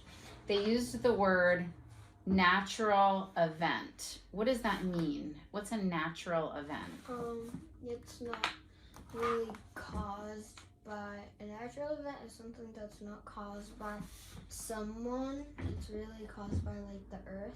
Okay, so what was the example that they gave as a natural event that could trigger an avalanche? The movement by the earth. Yeah, the movement of the Earth's crust, like when we have an earthquake. So when that crust moves, it can trigger an avalanche. And then it talked about something people can do. How can people trigger an avalanche? They can just walk by an avalanche even. Okay, what were some of the specific examples? Go back to the text and see if you can find it. What did it say people sometimes do that trigger? They can walk or like ski in a dangerous area. That's right. Okay, now let's read the next section here. Avalanches hardly ever happen in summer, except at the highest peaks. Snow has melted and run down the mountainside by the summer. That's why most people climb mountains in summer. What is this paragraph about? About the summer and how they don't really happen in the summer. Why don't they happen as much in the summer? Because the snow melts. Good job. Go ahead. You don't need to worry about avalanches if you're visiting the mountains this summer, but even in summer, weather can change quickly as altitude increases. Do you know what that word means? I saw you kind of pause a little bit when you read altitude increases. Do you know what they're talking about there? Air?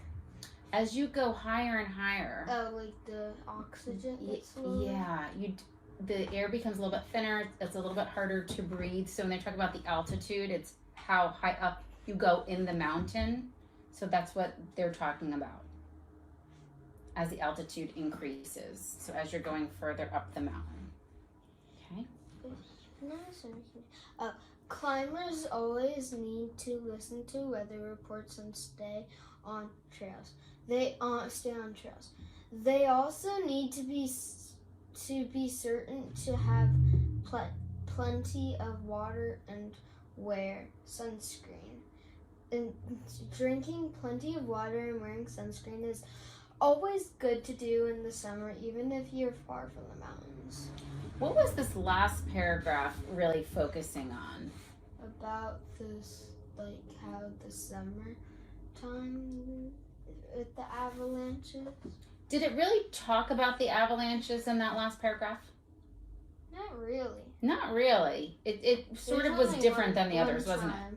So yeah, it mentioned the word avalanche to say you don't need to worry about them. But this last paragraph was different from the rest of them. What was the focus of this last paragraph? What was that last paragraph About trying to the teach you? mountains and how to be safe. Kind of. Okay, what were some details they said of how you can be safe in the summertime when you're walking in the mountains? Stay on trails, wear sunscreen, drink plenty of water. Okay, good job. So now let's stop and think for a minute. What were the things that we learned about avalanches? What's some new information that you learned from reading this? There are layers and snow piles up on the layers, and then that's how they fall. And the Earth's crust can also make them fall by like an earthquake. Also, that summertime, they don't really happen in the summer because all the snow melts, and that you should stay away from dangerous areas even in the winter.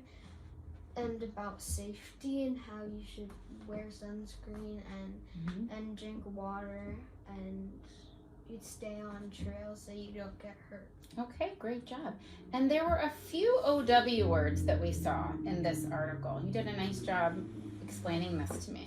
What were some of the OW words that we saw? Do you want to go ahead and highlight just a few? Oops, There were a few of them. What did you see? Flow, Flow, good. snow, Yep, we saw snow. In the top paragraph, we saw a compound word with snow. Do you see it? flow. Oh, never mind. Slope. Can you measure it? Right about there. Do you see it? Snowfall. Snowfall. There you go. So that's a compound word that also had that O-W-O sound. Okay. All right. Nice job, Ella. Now that the lesson is complete, you can go ahead and add that new phonogram to your card pack for review. And you want to go ahead and put that at the top of your card pack so that it's the first thing the students will see. I usually keep the last 3 concepts at the very top of the card deck. And then you want to send home a list of new words so the students can practice at home to reinforce. And I encourage my students to read their word list nightly to work on increasing their automaticity and their reading rate. Let's review what we learned about introducing new material. We'll begin with connecting to prior knowledge, and then we'll have an auditory visual connection where we want the student to connect the sound with the letter or letters. We'll have direct instruction with a keyword, and then a tactile kinesthetic connection where we're asking the student to trace and say. We'll then have either a morphological awareness activity or a phonemic awareness activity depending on the new skill that's being taught. We'll ask the student to code and read words. We'll dictate words for spelling, and we'll want to include either finger tapping or finger spelling during that segment. We'll ask the student to look for that target new pattern in the sentences and then read those sentences to practice fluency. We'll teach a new red word for spelling. And then we'll ask the student to read connected text, which may be controlled or uncontrolled depending on the student's needs. And then we'll want to go ahead and send home a list of words to have that student practice that new concept to increase their speed and automaticity.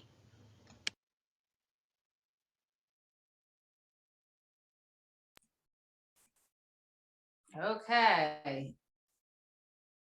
Oh, I see a lot of stuff in the chat. Questions. So Donna, do you want to monitor the chat and let me know Yep, hang on. what to answer? I know it's a lot of information. I'm still here. Let's see. Okay, so we posted a lot of information from what we were talking about earlier. So I wanted to just tell you that. Okay. Oh, can I address a question that I saw that we didn't address last time? I saw Sure. someone type something in the chat box about cow. about like Yes. for the OW. Yes. So that's a great question. So there's some variety of how you can decide to teach the different skills to the students. Most of the students that I see are dyslexic or have pretty severe word level reading issues. So I like to teach typically one skill at a time. So we would get to that ow sound, the OW at the end. That would be another lesson. Some programs will like I can think of Spire, that's one. Spire actually does teach the OW phonogram. It shows both of the different sound options. So some programs will teach both at the same time. That's a little bit of a choice about how you want to do that.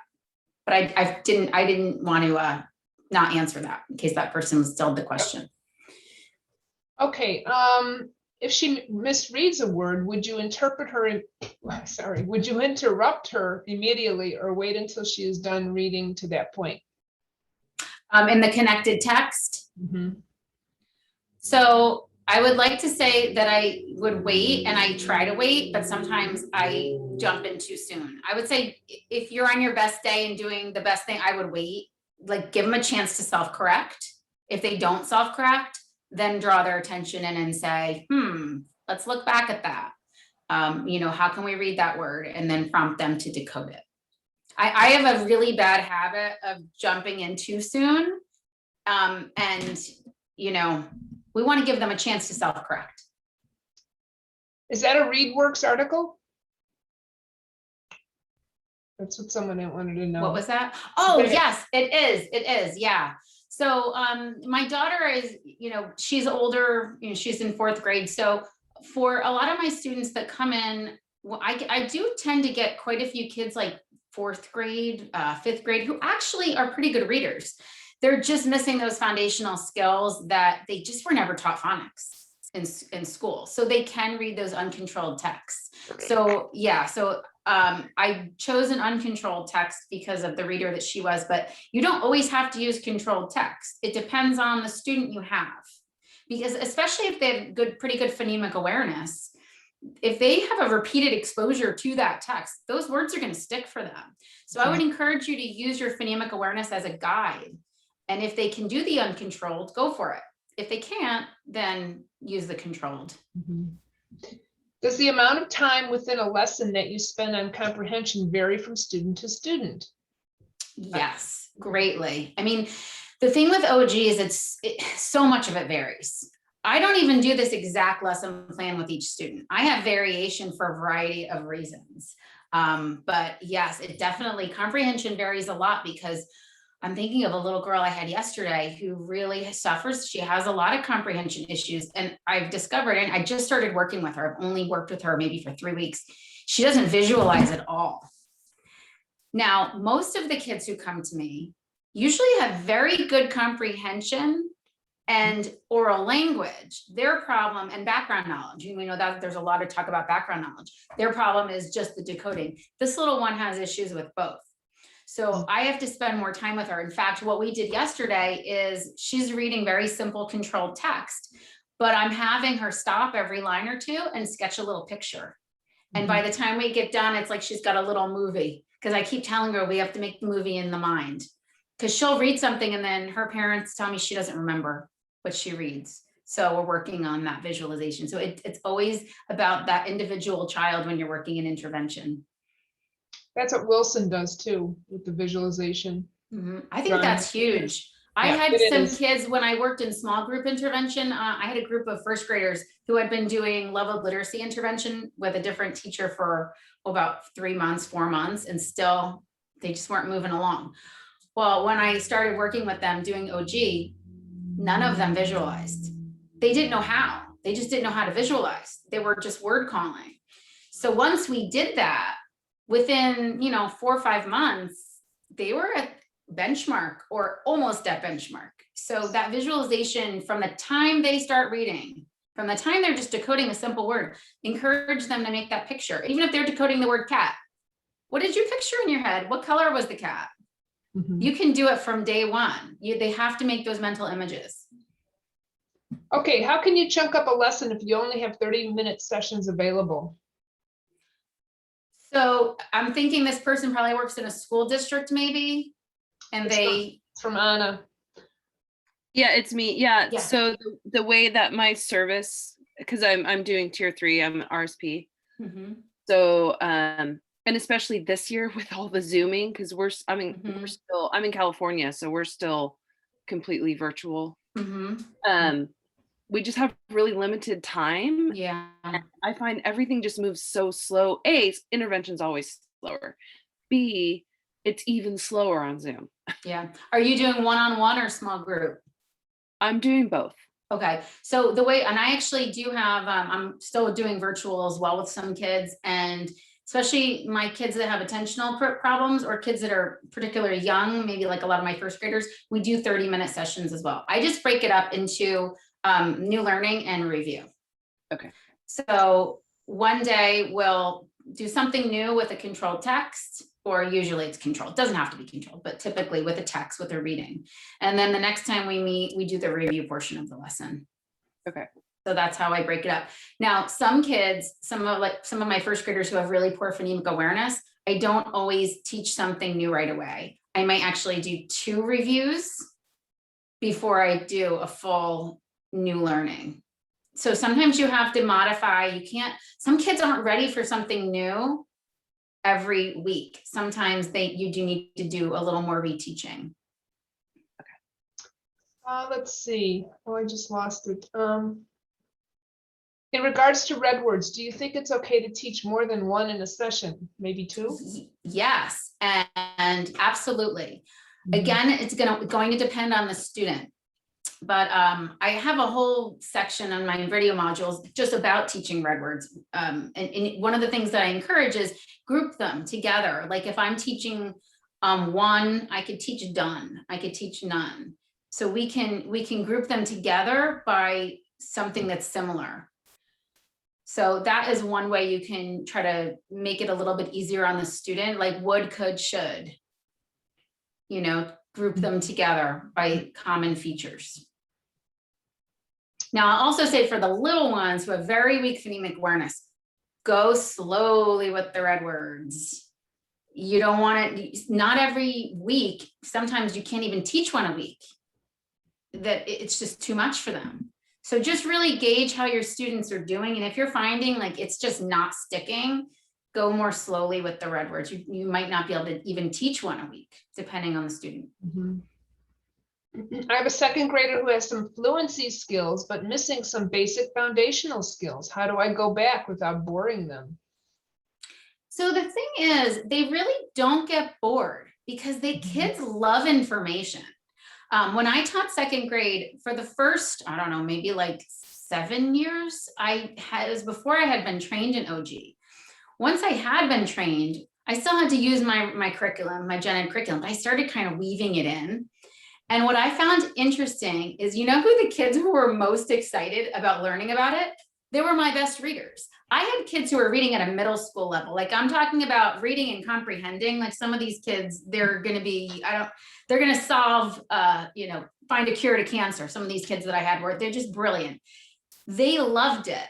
They loved understanding the why. They loved understanding why words behave the way that they did, or how to, they love learning about morphological awareness. They just loved learning about words. So I wouldn't be worried about boring them. Kids love information and they like it when things make sense to them. So it'll start to make sense. And I might add, just because they're fluent doesn't mean their encoding skills are intact. So if they're missing those foundational pieces, there's a pretty good chance their spelling is not going to be all that great. Yeah. And kids love being successful. So when they learn something new that they feel has meaning that they can directly apply, they're usually pretty willing participants in that. Okay, would you teach OW and cow and OU and cow and ouch together, or would you introduce each separately? So the answer is sometimes I do. For some of my older students, I have one older student right now in 4th grade, and he is not dyslexic. He's just a kid. He does have a little bit of weakness with phonological awareness. He just never learned the code. He's just missing a lot of skills. He's a pretty good reader. You listen to him read, he actually reads pretty well. Spelling is so for him, I do introduce both because I really want him to think about placement and where he's spelling, where he's using the OU versus where he's using that OW, but also he can remember things pretty well. So once it's exposed to him and he's practiced it, he can do it. Other kids, I would say I probably wouldn't, because I'd be worried about confusing them. So it really depends on the student. Okay, that's it. Okay. Okay, so I'm going to move on to the new learning now. So what I want to tell you is the new learning lesson, if I showed, say, clips with my daughter Ella, the whole thing, I think you'd kind of be bored of watching 10 minutes of word reading. So for certain things, it's just a little piece. Like I'm giving you a little bit of a piece of a demonstration, and you see it in action without having to watch like an entire session of reading words, because it gets a little old. So I just wanted to let you know that some of the things, like when I dictate words to her, I think I dictate 5 words. And then I stop, because once you've seen 5 words dictated, you really don't need to see more than that. So I just wanted to explain that. And then I think that's it. The only other thing I needed to say before we move in. So this would be your cumulative review. Now, as I was saying earlier, when you're doing the 1-hour OG lesson, you actually start with the review. You start with all of the stuff that I'm going to show you now. This would actually be what you start with. And then you move into the new learning. Now, the only thing I will say, sometimes I move the new learning further up into the lesson if I have a student with some pretty severe attentional problems, because they start to get kind of mentally exhausted by the end, and I want them to be fresh for new learning. So there's variation. You can change things around. You don't have to introduce things in the exact order that I'm showing you. So I just wanted to throw that out there as well. All right, so here we go with review. I'm actually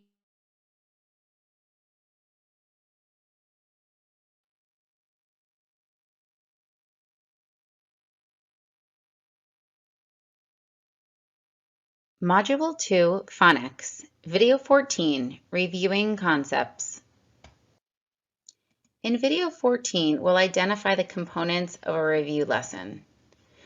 We'll learn how to teach each section of the lesson and also watch video demonstrations showing each section in action. And finally, we'll examine some different resources and teaching tools that can be used during the review portion of the lesson. Before we begin, I'd like to present an overview of the different components of the review lesson, and then the rest of this video will go through step by step and describe in depth what each of these looks like. So the first thing that I like to begin with is doing some phonemic awareness, or if I'm working with older students and they don't need phonemic awareness, we're working on morphological awareness. Then I would proceed to doing the visual drill, where we're looking at reading phonograms. And then we move on to the auditory drill, where students are listening and then spelling the phonograms. Then we move on to a blending drill, where students are reading both real and nonsense words. Then we're looking at reading lists of words, and the amount varies depending on the student. Then we are reading irregularly spelled words, or the red words as I call them, in a variety of different ways, which I'll be going over. Then we're working on having students spell words that we dictate, and we're going to be reviewing the last 3 concepts taught, anything where the student was showing they were having difficulty in the previous lesson, and then dictating the last few red words that the students had learned, or any red words they still need to work on for spelling. Then we move on to our sentence dictation and self-checking with COPS. And then that's typically, if you're working in a 1-hour OG lesson, that's typically all you're going to be able to get through in terms of the review lesson. If you're a classroom teacher and you have daily word study, then you may also want to do some reinforcement activities, and there are just some ideas of different ways you can work with students to reinforce the different concepts they're working on. Before I begin going over all of the different steps involved in the review portion of the lesson, I just wanted to take a minute to talk about some paper choice that you would use during this section. Now, you're certainly welcome to just use regular lined paper. but I find that the lesson runs a little bit more smoothly if I provide the students with a template. And I just have a couple of different options here, one for older students and then one for younger students, but they both have the same components. So we should have a section for spelling phonograms. So you can see that here I have, these are some bigger sections because oftentimes the students know more than one way to spell a sound. So if you ask the student, how can you spell the A sound? They may have several ways. So we have more space for them to write those phonograms in the box. And then we have a section on spelling words. So here you can see we have 12 words. We have 10 words, and these are also broken up into boxes. I call them sound boxes. So it's one sound per box. So a digraph would go in one box. And then we have a section for spelling red words. So we have again here, we have some down here. And then we have an area for sentence dictation here. Now on this sheet, this has all of the components on one side. So we have the review section here and then the new learning section here. And this would be a one-sided sheet. And then on this sheet, we would have on the reverse side, we would have again more of those sound boxes and a section for spelling new words and new concepts.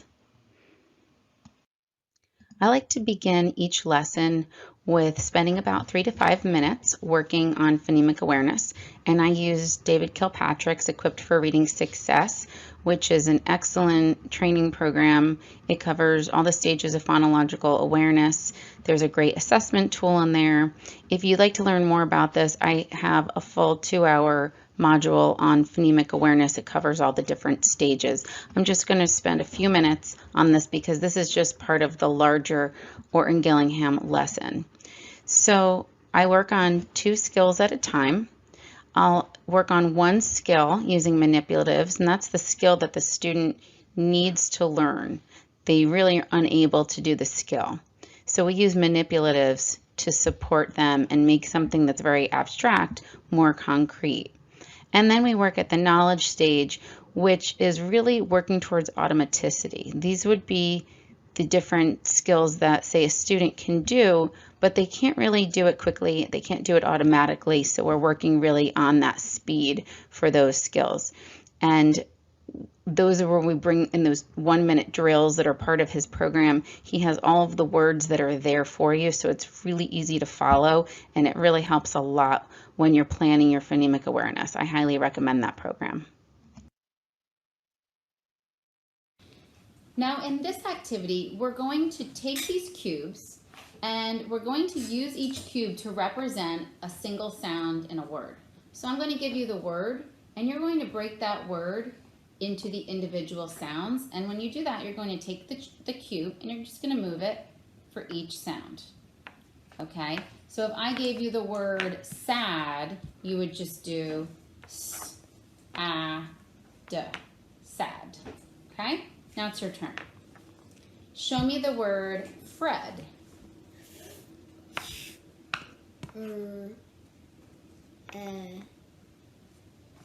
D. Now blend it. Fred. Good job. You can go ahead and put the cubes back in the circle. Now we're going to do some activities that are a little bit more difficult, where we're going to take away one of the sounds. So let's start with the word snip. Go ahead and show me snip. S. P. Snip. Good. Now say snip again, but don't say s. What's left? Nip. Nip is left. Great. Now let's go ahead and do another one. The first thing you'll want to do is to create a drill pack. Now this is going to contain all of the phonograms that the students already know. So you would have already done your assessment to see what students know and what they don't know. You're going to want to include all short vowels. Even if, say, you're teaching 2nd grade and they learned their short vowels in 1st grade, you still want to include those short vowels. Eventually, though, you will retire some phonograms after you believe that they're unnecessary for review. For instance, if you're teaching 1st grade, you initially begin with all of the consonants, those single letters. Eventually, you're going to retire those. You won't need them anymore. However, if you're teaching tier 2 or 3, you may need to include them for a longer period of time because those students will require much more review than, say, your general education students. After introducing a new phonogram, you're going to include it in the drill pack, and there's just a note if you're using digital, you can use, say, Google Slides, or you could use PowerPoint, Smart Notebook. So this doesn't have to be done on a note card with a Sharpie. This could also be done using digital slides as well. I recommend if you're using those note cards, those 3x5 note cards and a Sharpie, or maybe you want to even use larger note cards if you're teaching a whole class, then you put the phonogram on the front and you put the keyword on the back. And then you want to make sure that the last 3 concepts taught are at the top of your card deck, and always start with the last thing that the students learned, the most recent thing. You want to have that as your first card in your drill pack. Once you've made your card deck, then you're ready for the visual drill. Now, if you're working with kindergartners, you'll want to include that keyword until the students have learned all of their letters. And the way I would recommend it is having them say the letter name, A, the keyword apple, and the sound A. So you would say A, apple, A. And then once they don't need it anymore, you take away that picture and you just have them use the letters because we don't want them to become overly reliant. I'm going to go over here and show you what a sample drill might look like, and I'm only doing it with a few cards. You would have more cards than this. And again, as a reminder, you could also do a digital drill using Google Slides or PowerPoint if you have a large class. That might be easier for you to do it that way. So you just show the card, and then you have the students say the sound sh, ch. When you get to the vowel, I recommend having them say the letter name and the short sound. It'll be easier when they get to those long vowels later on. And they would just say E, O, U, A, and so forth. If students make an error, the error correction is you just tell them that the letter A, let's say they mispronounced the letter A, you would just tell them the letter A represents the A sound, as in apple. We're going to trace and say A 3 times. If you're working in intervention, you simply give the student the card. They take their finger, they trace it on the card, and they say A 3 times. If you're working with a larger group, and maybe you're doing a digital blending drill, you just have the students either skywrite the letter and say A 3 times, or you could have them do it on a table and trace with their fingers and while they're saying A. Some programs will also ask you to hold up the card, and as the students are saying the sound, as you go through the digital card deck, the students are also skywriting the letter or writing it on their desk. And that's just another way of adding that kinesthetic tactile. And some programs will have you do that instead of writing it on paper. So that's really up to you how you'd like to do that, but I just wanted to throw that out there as an option. In the previous activity, the teacher was providing the card and the student was providing the sound. Now in the auditory drill, we'll do the opposite. The teacher will provide the sound and the student will write the letter or letters that represent that sound. For kindergarten and first grade students, you might want to dictate, especially in the beginning of first grade, all of the different consonants and any vowels that are known. Particularly, it can be helpful with reinforcing that handwriting. But for most of my students, I'm usually dictating between 8 and 10 sounds. Now keep in mind that that's sounds and not necessarily letter combinations, because one sound may have a variety of spellings. But we'd only hold students accountable for what they've been taught. So for instance, if I provided the sound k, students might write C, K, or CK, or even for some of our older students, they might write CH or QUE. It just depends on what they've been taught. But we only hold them accountable for things they've already been taught. So the process goes like this. The teacher will say to the student, so this is an example with the sound, say the student repeats and the teacher says say and write The student writes it and says Now, for students who know a variety of different spellings, you can provide a little more information. You might say to them, how do you spell A at the end of a short word? Or how can we spell A with a vowel team. So we can bring in that placement, we can bring in those syllable types. So that's something to consider for especially our older students who know a variety of spellings. We want to always include the last 3 concepts taught and any concepts where students had difficulty in the previous lesson. We want to make sure we would review that in the next lesson.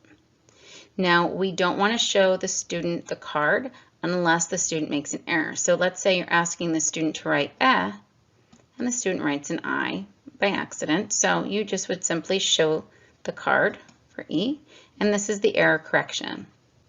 The letter E says Write the letter E 3 times and say and then the student would just write the E 3 times and say and they might do that either on their paper or you might have them take their fingers and trace and say on the table. It's really up to you. And if you're a classroom teacher and you see the students every day and you want to review the auditory drill, but you kind of want to keep it fresh and do some different activities, I just have a list of different ways you can review this instead of always using paper or pencil. So you might have the students take their fingers and write on the desk, or you might have them skywrite. You could have them do this in a sand tray. You could sit in a circle and have the students write on each other's backs.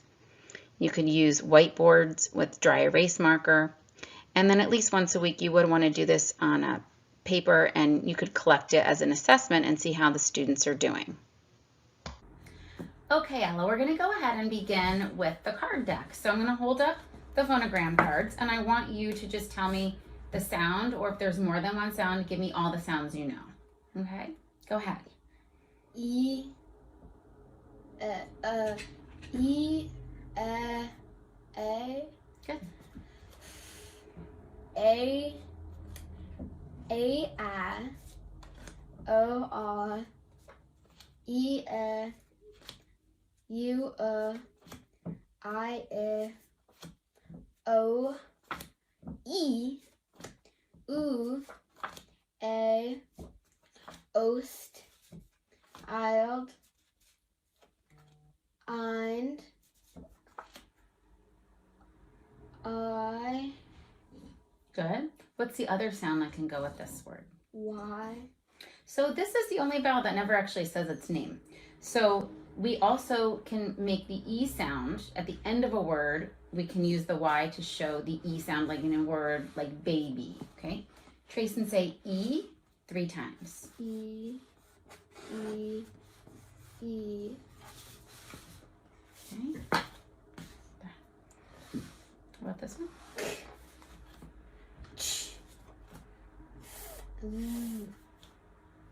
Remember, there's 2 sounds for this one. Y, I. So it doesn't say Y, but it does say I. And what's the other vowel sound? At the end of a word like baby. E. E. Good. Sh. Ng. Now we have suffixes, so 2 sounds for this. Z. Good.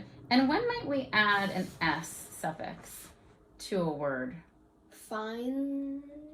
Oh, like belts. Okay, so if I added more than one. more than one, and also sometimes we have to add it to an action word or a verb. Finds. Yeah, exactly, just to make it make sense in the sentence. Ing. Okay, and when would we use this suffix? At the end of a word. They all come at the Like end. running. Running, an action word like running. Good. There's 3 sounds for this one. Ed. D. Good. And if we add the ed, Id. what is, yeah, id, it makes a little bit more of like a schwa sound, like an id instead of an ed. Okay. And if we add this to a word, what does it mean? Like if I have the word jump and I added the ed Jump. and turned it into jumped, what does that do to the You word? already did it. You already did it. Like It's a like the past past. tense. You got it, like the past tense. Okay, so we'll put these cards to the side when we're ready for our blending drill in a bit. So go ahead and now we're going to do the opposite. I'm going to give you the sound and I want you to write down how we would spell that sound. Now for a lot of these, because you know more than one way to spell different sounds, I'm going to give you a little bit of extra information to help you think about how we would spell that sound in a specific place in the word, okay? So let's start with the first one. How would we spell E with a vowel team in the middle of a word? E-A-E-E. Good. So you could write each of those in a box and say E as you write it. E-E. Good job. How would we spell A in the middle of a word with a vowel team? A. Good. The AI would be the more common. What's the less common way of spelling it in the? Y. Well, that would be at the end of a word. So that was going to be my next one. E-A. EA. And there's only a few of those words, but we can go ahead and write EA and say A. A. Okay, so you want to say it while you're writing it. You want to do that at the same time, okay? How would we spell O in the middle of a word with a vowel team? O. A. Now say O as you write it. O. Good job. Now the next one we're going to be sort of like a little chunk. So it's not just one sound. I'm going to give you a few sounds, really a rhyme unit. Okay, we're going to write the whole rhyme unit. How would we spell IND as a rhyme unit in a word like kind? I-N-D. Now say IND. Good. How would we spell ILD in a word like wild? Wild. So say it as you write ILD. Good job. How would we spell OST? OST in a word like most. Good job. OST. And then old. Old. Good job. How do we spell the I sound at the end of a word, usually a short word? So we could in order, if you said hi, there aren't too many of those though, but I at the end of a syllable for sure. But what about the end of a short word? Y. Why? Good job. Like the word cry. Say I as you can write it down here in the next box. Say I as you write it. All right. Good job. The next part of the lesson would be the blending drill, and this is particularly important for our first graders who are really learning to blend, and of course you would do this with our kindergartners as well. But as you get into the older grades by second grade, it really depends on the students. If the students really don't need help with blending, then you could decide not to do it.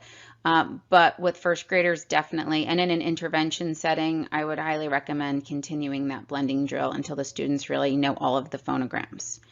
So let's talk about the blending drill. I'll give a little overview here. So what is a blending drill? So we have stacks of cards, and we have a beginning stack, a middle stack, and an ending stack, and we're just going to move those cards. I'll show you in a minute what this looks like, but we're going to just change out those cards to make words, and some of those words will be real words and some of them will be nonsense words, and we're going to just help the students blend. Okay, and as I said, we're going to sort them into beginning, middle, and end.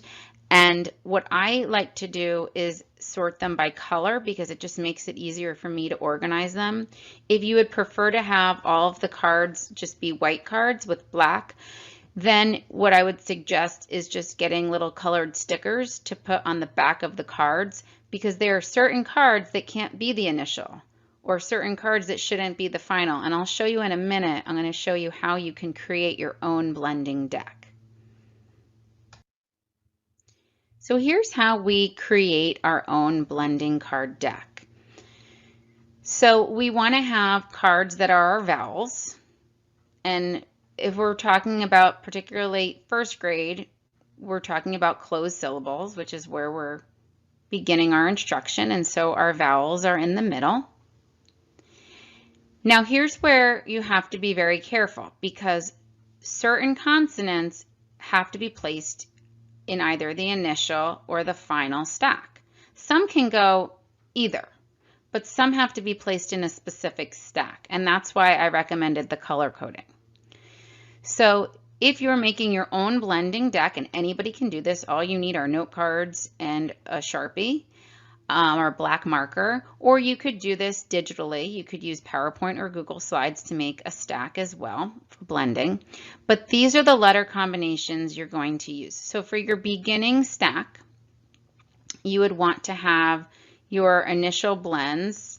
Now, I put the blends on one card just for convenience. It makes it easier when you're doing a blending drill. But you could, if you wanted to, you could put each blend on a different note card. For instance, if I was doing bull, I could do b and then ul on 2 different cards. It's really up to you. Most blending decks that I've seen, they do put the blend together just because it makes it easier, even though the blend is 2 sounds. And then we would want to have our digraphs. For instance, there's WH. That's a great example of WH has to go in the initial. WH would never go in the back here in the final sound. And then you also have to be careful with CH, because if you're doing closed syllables, CH can only be that initial sound. You can't have CH here, because after a closed syllable with a short vowel, it would be TCH. So you just have to be aware of that. So these are your initial ones, and then we've got some different consonants we could use in that initial placement. And then in our middle stack, we would have our vowels, A, E, I, O, U, and Y. And then as you learn vowel teams and you introduce the vowel teams, you would add the vowel teams to that initial stack. The one thing you would need to be aware of is certain vowel teams come at the end of a word, such as AY. So if you're doing a blending drill with AY, what you would just do is you would take away that final sound. You wouldn't have 3 stacks. You would only have 2 stacks if you wanted students to practice, say, like the AY or the OI, something like that. And then you have your ending stack, and we have to be careful with these because certain letters are doubled at the end. So we would want the double F, the double S, the double Z, the double L, the CK, the TCH, the DGE. And then you can see like the SH or the TH, you're going to have them in both stacks. And then we have our consonants that would go at the end. So X, for instance, that X is going to go at the end. We would not put X in the initial stack. So you just have to be careful. And then we have final blends as well over here. You want to make sure that you're keeping the stacks separate so you don't end up accidentally putting a CK at the beginning or something like that, which is why I just buy those note cards. You can buy packs of note cards that actually already come with colors. Like you might have a pink card and a green card and a yellow card. So that's just one thing that I've done that's made it a little bit easier for me. But like I said, you could also just have stickers and put stickers on the back of the cards to identify if it should be the initial, the middle, or the final stack. On this slide, I'm going to show you the blending drill in action.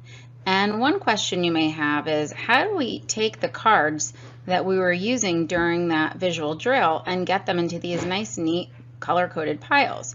So one easy way to do it is as you're going through that visual drill with students, you sort the cards. So I'll always have my cards all mixed up in different colors, but then as the students are going through the visual drill, I just sort them into piles, and that way when I'm ready for my blending drill, it's done, it's ready to go, and I have my nice, neat, color-coded piles. So what we're going to do once we have our piles, and again, I just want to point out that even though the blend is on one card, they are 2 sounds, and the students are well aware of that, and I explain that to them. So the students are going to say the sounds on each card. In this case, there are 2 sounds, but they don't want to hop. We don't want it to be ish. We want it to be smooth. We want the students to practice blending one sound into the next. And then you would go ahead and just support that by either, if I'm using a digital drill like with the pointer, I would just blend, or I could point with my finger. It really depends, but we want to encourage that blending. So here's an example.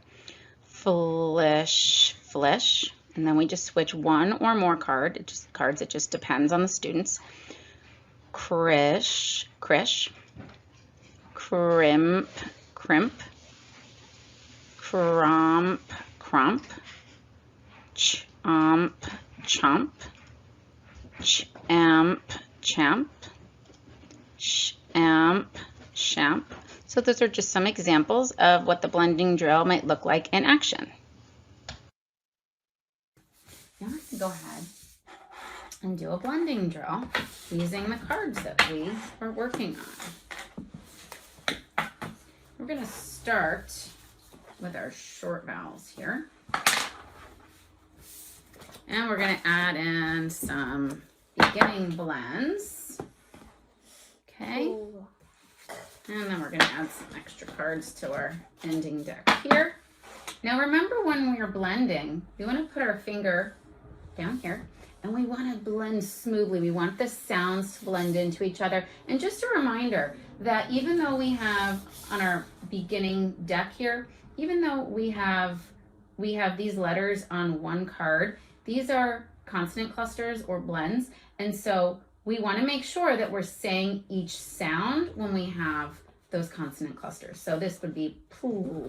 We use it on one card, but it is 2 sounds just because it makes it easier for me to flip. Are you ready? So we're going to blend with our finger. Go ahead, take your finger and blend. Go ahead. Plop. Good, now say it fast. Plop. Good job. And I'm just going to flip a couple cards at a time. Drop.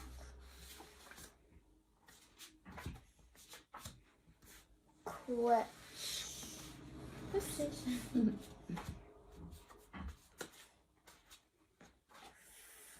Blend with your finger.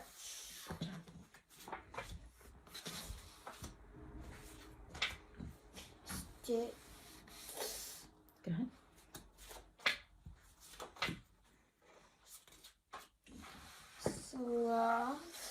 Sloosh. Sloosh. Good, you corrected yourself because the OA represents what sound? Oh. Oh, let's try another one. What's this one? Ready? Swung.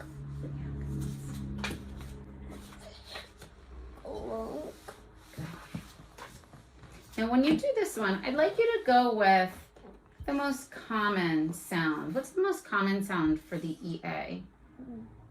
What's the most common? E. So let's blend it with E. E. Good. What's another way we might pronounce that EA? Other than the E sound? Could be A.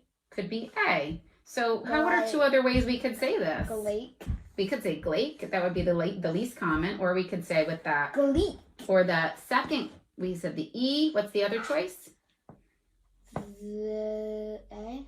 The A we did. And what's the other choice? Eat. Excuse me. Eat bread and steak. Eat. That's the key phrase. That helps. So it could be pronounced as also collect. But what's our first choice for the EA? E. The E sound. All right, good job.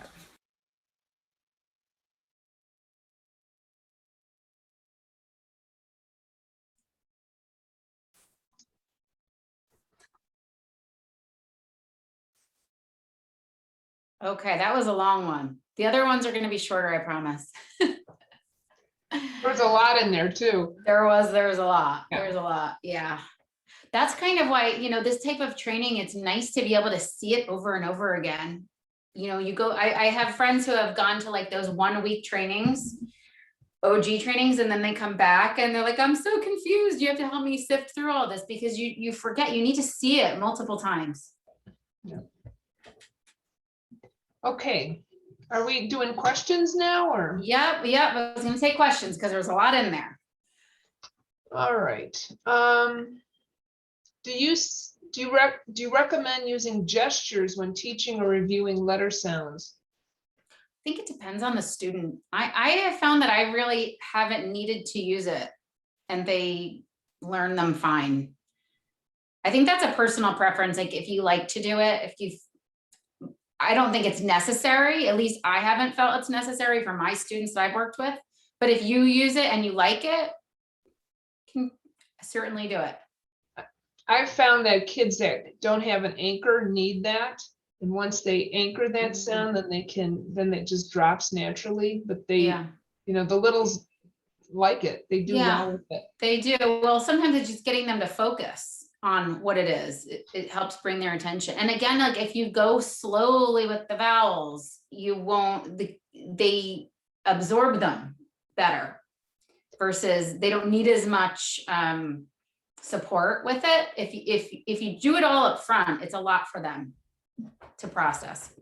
For kids who struggle.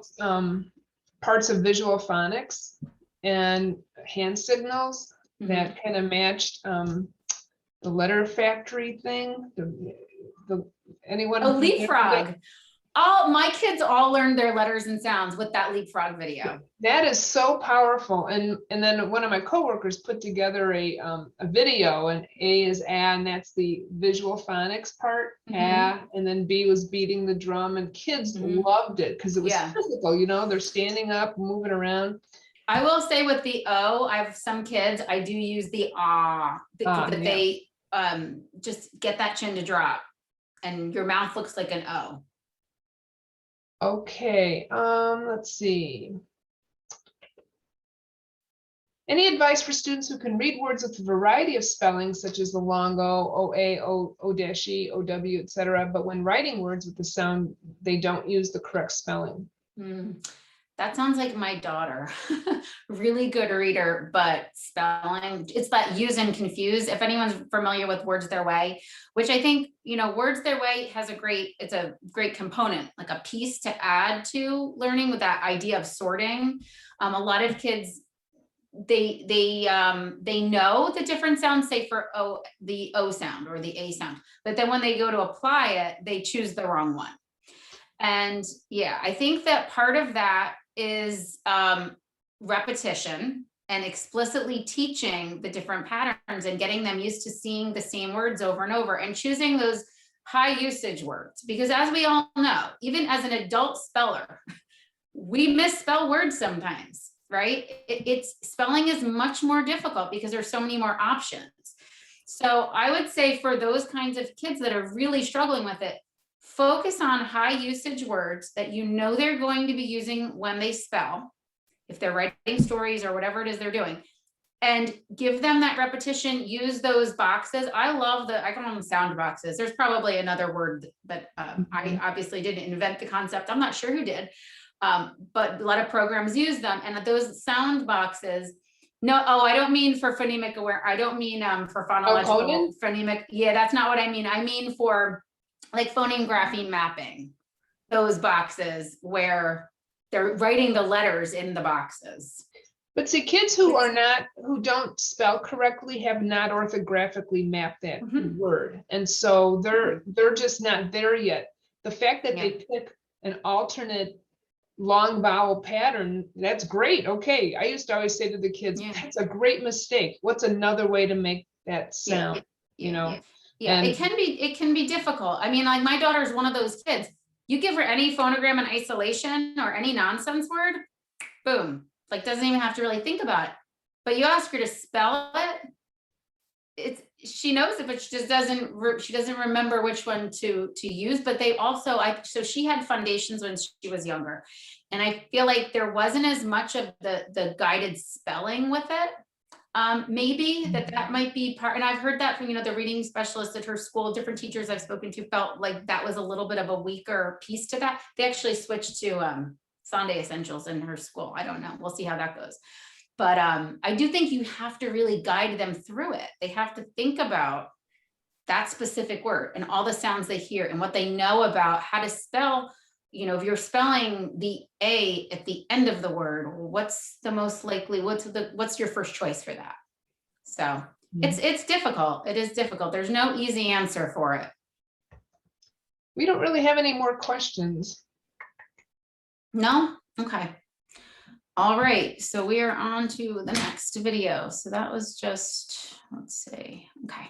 All right. I'm going to go ahead and set that up.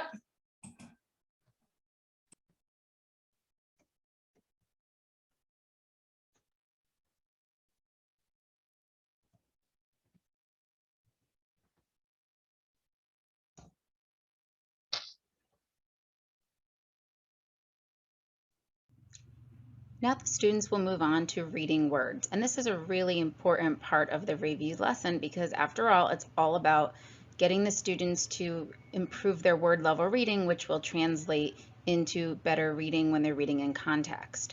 So typically I would spend about 5 to 10 minutes on this. It really depends on the situation, if it's intervention, if it's a classroom setting, how much time I have.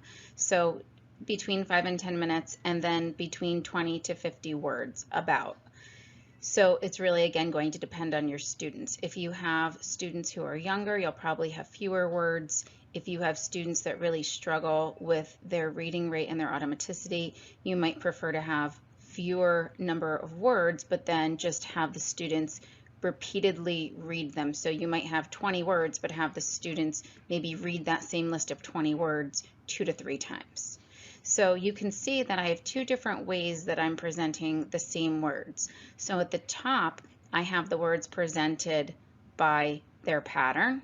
You can see that, and that's great for intervention. It really helps that student see that same phonogram over and over again. And then down here we have a mixed list. So there really is no right or wrong way, although in my training, I was trained to have them by the phonogram.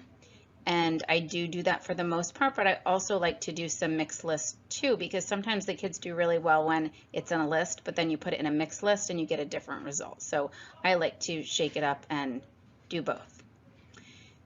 We only want to include phonograms and concepts that have been taught. So for instance, if I haven't taught the CK digraph, I'm not going to include that in this list of these short vowels.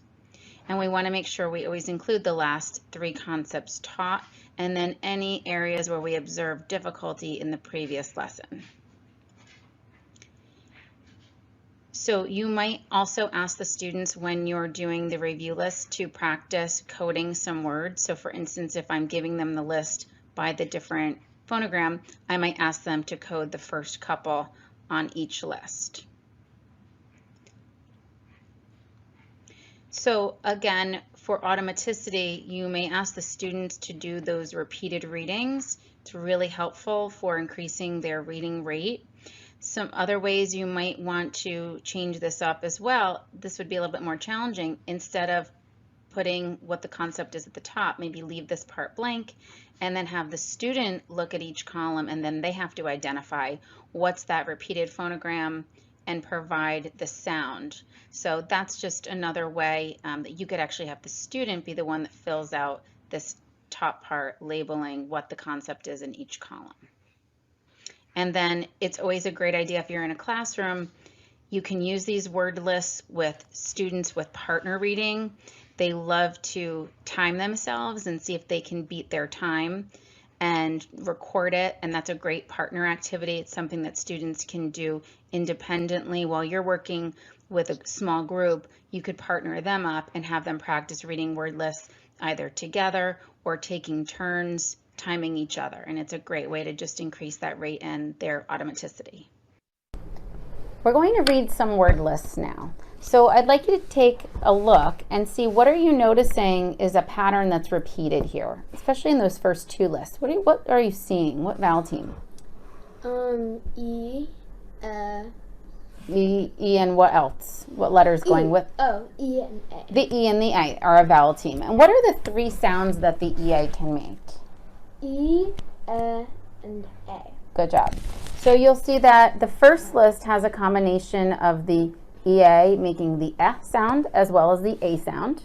And then we have the more common sound of the EA that's representing the E sound, okay? So just for the first, let's do the first 2 here. They're making the and let's just code the first 2 here that are making the A sound, okay? So do you remember what we have to do? Yes. Go ahead and do it. Tell me what you're doing. Underline the E and the A and Okay. then mark above the E. Good, with the breathe that's making that sound. Good, and then do it for this one as well. Say E. Good, and now down here, we're kind of switching, and this is making the least common sound for the EA.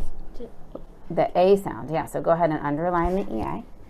But now we're marking the A now with that long sound, with that straight line, the macron. Okay, go ahead and read the list of words for me. Head, dead, lead, Could also be pronounced how? lead, Mm-hmm. death, sweat, meant, stake, pear, bear, Greek. Okay, and now we have the more common E sound. Go ahead. Team, meat, clean, treat, speak, sneak, dream, wheat, cheap, cream. Okay, now what are you noticing about this list of words here? What do they all have in common? They make the A sound. What's representing the A sound? The A and the I. Great, so let's underline the AI. Just the first two. Let's just do the first two. Underline the A and the I. Just one quick line. And then we'll mark the A long with that line. Straight line, macron. Good. Go ahead and let's do the next one. Underline the AI. Mark the A long. Okay, go ahead and say A and read. Waist, straight, strain, fairy, fairest, Spain, stairway, mailbox, haircut, paintbrush. Okay, and then we have this column here. What vowel team do you see in this column? The O and the A making the O. Okay, so let's just in the first two, underline the OA, mark the O long, say O. O. And then one more. O. Good, and go ahead and read for me. Loaf, load, toad, moan, loaded, soaking, boosting, coated. Let's look at that word again. Oh. Let's try to figure that one out.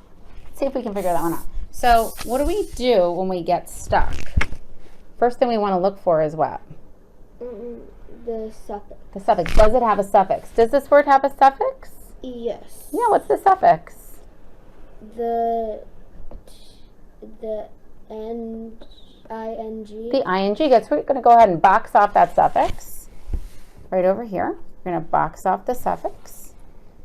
Good job. Underline that base word. Okay, what's the base? Oh, you figured it out. Because the OA is that vowel team. Boast. So boast is our base word. What's the whole word together? Boasting. Good job. Do you know what boasting means? To like. Sort of bragging. So you know what it means if somebody's bragging? Yeah.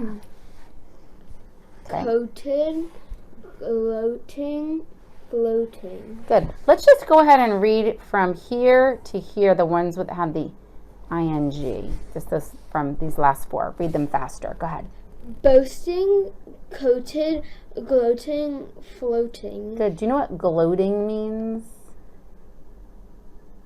It's kind of similar to bragging if you're gloating about something.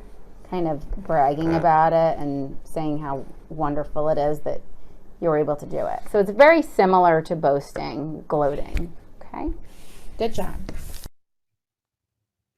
And then after students read phonetically regular words, you want to make sure you spend some time working on phonetically irregular words. So you may have them just read lists of words that they're working on.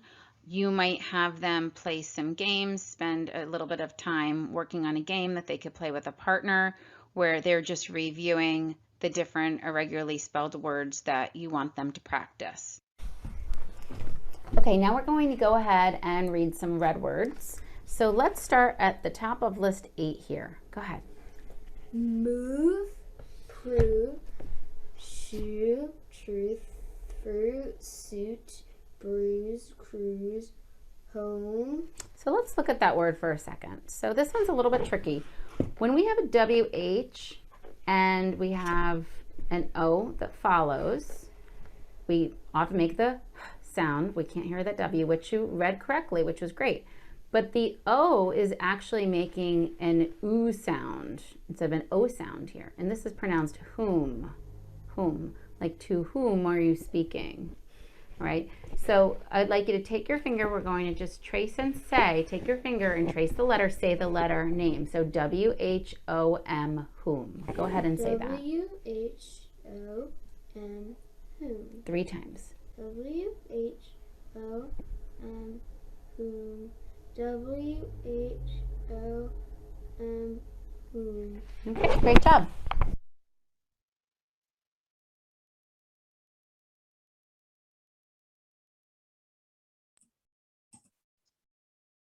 Okay. Any questions? Yep. Okay, let's see here. So it's so funny when, when you're watching yourself, how you always have certain things that you do, like that you catch yourself. For me, it's the letter making the sound instead of the letter representing the sound. And I blame the letter factory. Yeah. So it's like one of those things, I try not to do it, but I just did it. The O makes the oo sound. Well, no, I'm making the oo sound, that it's representing that sound. So we just want to be mindful of our language, but I do it too. Like I slip up, with that. So one of the things that we want to make sure kids understand is that the letters are really just a picture of sound. And I think that when you're starting in kindergarten, first grade, to get that understanding is really important for them. And then it all starts to make more sense. But I just wanted to point that out. I know, I hear that all the time, and I don't know, to me, it doesn't matter. Yeah, no. I shouldn't say that, but no. I know I'm not supposed to say that, but it's like. No, Donna, I totally agree, because I've been teaching for years using that language and they get it. The kids understand that the letter isn't physically jumping off of the page, but, and so I agree with you that I don't really think it does make that much of a difference, but I do think it's a powerful thing for a child to understand that the pictures or that the letters are really just a picture of a sound. True. That language. And I first heard that language when I read phonographics. And I thought I had this moment. I was like, I kind of like that. That's pretty cool.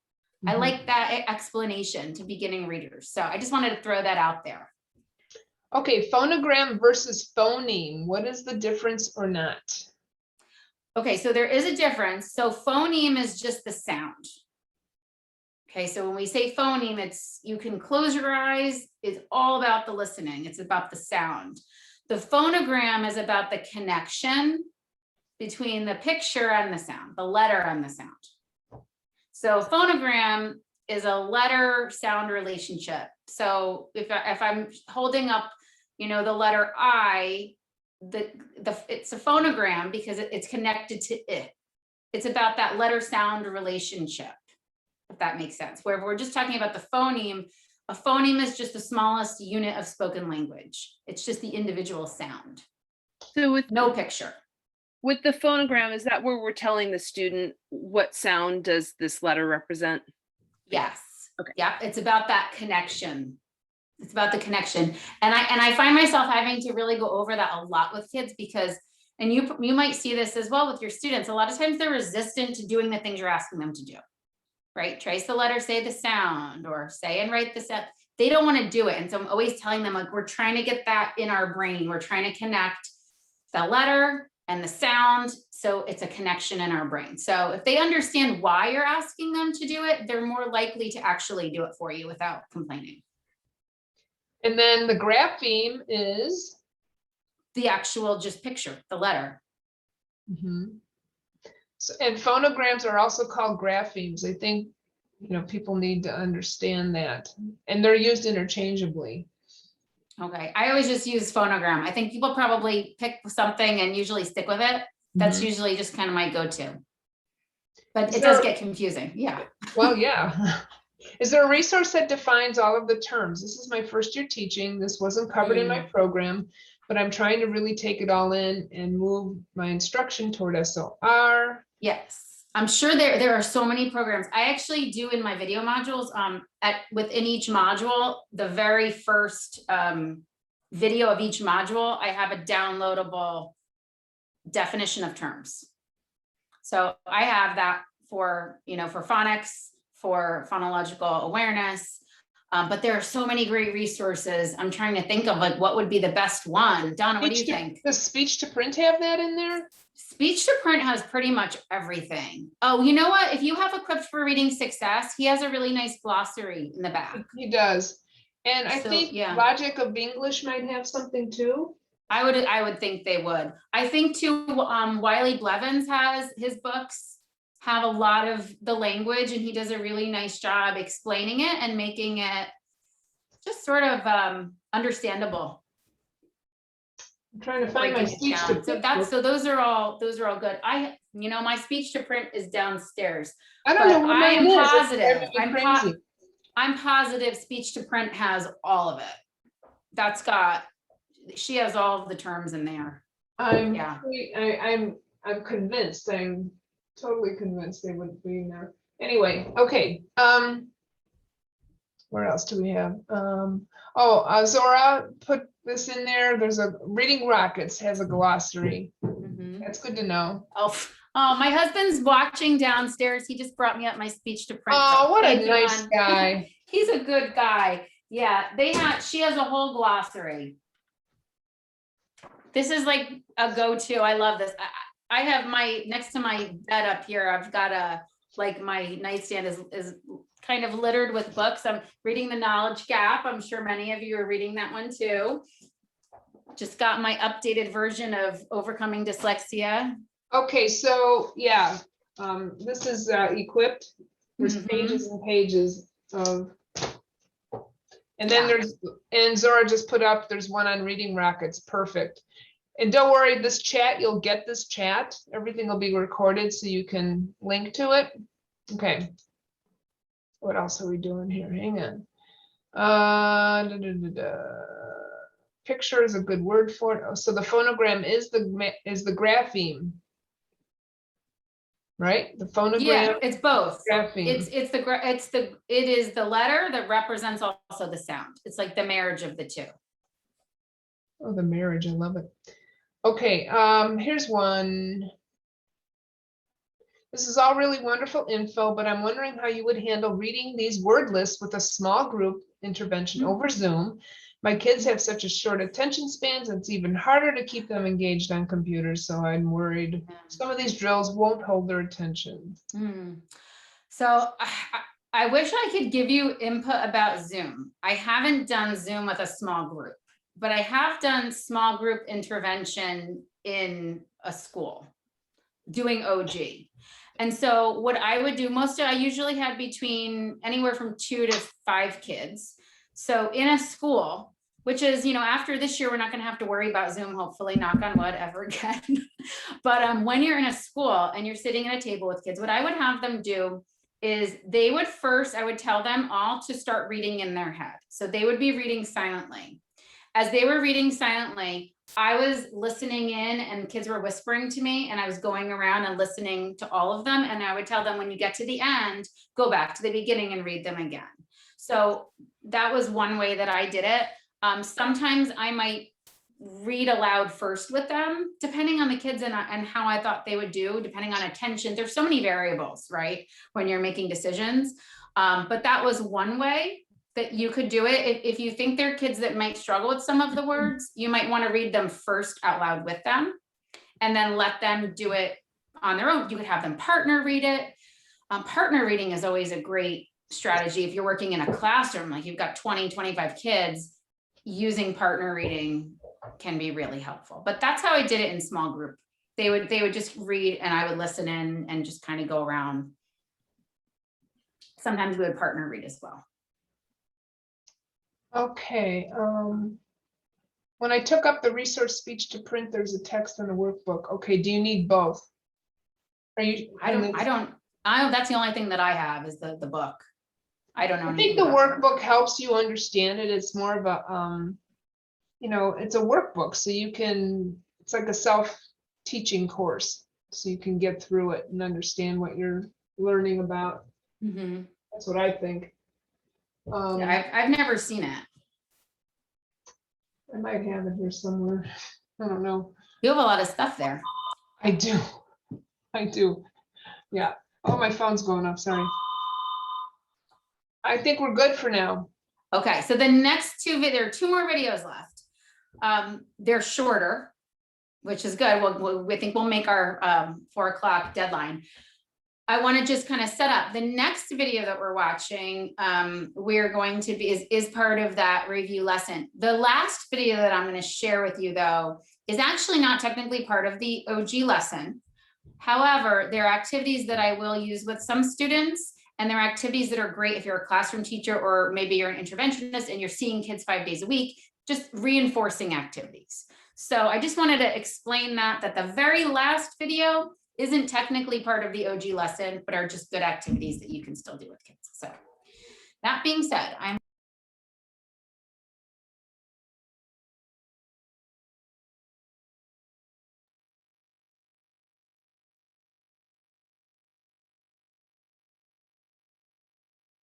The next step in the process is word dictation.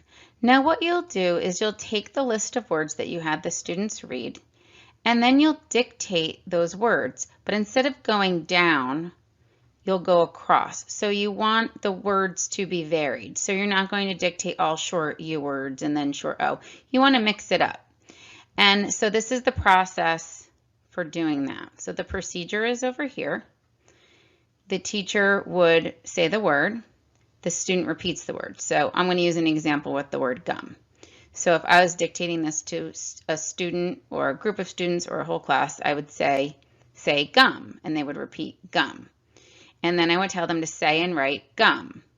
And as they were writing the word, they should be saying g, m as they're writing it. Now, I don't require students to fingerspell during the review. Some programs might ask them to always fingerspell. I don't. I like to use fingerspelling when I'm introducing something new. However, if the student makes an error, then I do ask them to fingerspell. So let's say the student wrote G-O-M instead of G-U-M. Then my error correction would be fingerspell gum. And then the student would fingerspell it, and I would ask them to really listen for that vowel sound, what says and then the student would just make that correction. And I always tell the students that we don't erase during this because our mistakes are good. They help us figure out what we need to know. And if we erase it, then we have no evidence of that. So I really discourage erasing. It's hard for the kids. They have to get used to it because they always want it to be perfect. So we have to make it really be a positive that it's okay when we make mistakes. We want to see what those mistakes are. So then we know what to practice. So I'll just simply have them draw a line through the misspelled word, and then they rewrite that word correctly above it after they've fingerspelled it. So you're just going to go ahead and you repeat that process with the different words that you'd like the students to work on. And then when you're done dictating phonetic words, then you want to spend some time dictating a handful of read words that you've been working on as a class or as an individual. It depends what kind of situation you're working in. But you're going to dictate some of those, and you'll have the students say the letter names as they're writing those words. And again, if there's an error correction, it's a little different because we don't fingerspell read words. If there's an error correction, we want to show the student the word. So let's say a student misspelled the word said. We would want them to think about what's that tricky part in said and see if they can remember it first. If not, then just show it to them and then ask them to practice it by writing it 3 times on their paper, and that would be the error correction if they misspell a read word. When spelling multisyllabic words, often students will need some additional support. So I just want to provide you with a couple of ideas of how you might support those students. So one idea is using syllable boxes. So we have 1 box per syllable. So for instance, a word like antique, the student would break up that word first orally, and they could do that by placing their hand under their chin to feel how many times their chin drops, or they might clap it or pound it on the table. And then they would just write 1 syllable per box and sound that out. Antique. Another way to do this is to just have the student, again, first orally segment. So for instance, the word napkin, have them segment napkin. Again, they could feel that under their chin, see how many times their chin drops, and then just draw a line for each syllable. Napkin, and then go ahead and say and write each syllable. Nap. In. And that's just another way you can support students. Now, if you're just introducing spelling multisyllabic words, I would recommend using this method to provide that additional support, or if a student misspells a word, you can correct it by having them break that word apart first and then spell it by syllable. But once students are proficient at this skill, I wouldn't force them to segment every single multisyllabic word. It's really just another way to support them as they're learning how to write these words. When we have students spell words with suffixes, we use a slightly different procedure for a couple reasons. First of all, oftentimes when we're adding suffixes, the suffix has the schwa sound. The vowel has that schwa sound. So for instance, in the word lunches, you can hear that schwa sound, and it just makes it spelling the word a little bit more difficult because it almost sounds like it would be an I instead of an E. So that's one reason. And the other is that oftentimes we have spelling rules that we have to apply. So we have a little bit of a different procedure because we want our students to be able to identify the base word before they add the suffix, so that if there is the need for a spelling rule, such as the E-drop rule or the 1-1-1 rule or the Y rule, the student thinks about that before adding the suffix. So that's the reason we have this procedure. So I'm just going to go ahead and walk you through how I would do this using the word lunches as my example. So the teacher says the whole word lunches. The student repeats the whole word lunches and then orally identifies the base word lunch. And again, you would have already explained to students that the base word is simply the word you started with before you added the suffix. Then you're going to ask students to say and write the base word lunch. And if you're using the sound boxes down here to promote orthographic mapping, you would just do it in this way. So here's an example. L-N-Ch. And that's what the student would do. They would say and write each sound in each box. And I just want to point out again as a reminder that it's not the letters, it's the sound. So CH, even though there are two letters, it represents one sound, therefore it goes in one box. That can be a little bit confusing for kids at first. Then I would ask the students to identify, well, what's that suffix that we're adding? And we're adding the ES suffix to the word lunch to make the word lunches. And then I would have the student rewrite the word over here where it says word in its entirety with the suffix ES. And then it would look like that. So that's the procedure for having students spell words with suffixes. Now we're going to go ahead and spell some words from the list we just read. And I want to remind you that if we're spelling a word that has a suffix, we're first going to say the base word. We'll say and write that base word first before we add the suffix, okay? So the first word is the word dreaming. Say the whole word. Dreaming. What's the base word? Dream. So go ahead, say and write dream. Dream. Good. And what's the suffix? ING. Good, the ing. So just add ing now. Ing. Good job. Okay, our next word is the word sweat. Say the whole word. So what? Say and write sweat. So Good job. The next word is teeth. Say the word. teeth. Teeth. Okay. The next word I'm going to use in a sentence because it's a homophone. It's the word great. Like if I did a great job. Go ahead and say the word first. Great. Great. Now. Great. Okay, so the way you spelled great is one way to spell great. So G-R-A-T-E is also great, but that would mean like if I'm grating cheese or if we're talking about a metal grate that we might see on the street. The grate that we want is G-R-E-A-T.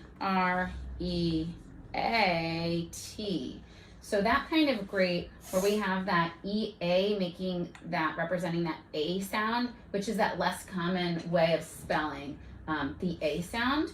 So let's go ahead and just circle the word as you wrote it, just to show us that that's not quite the one we wanted.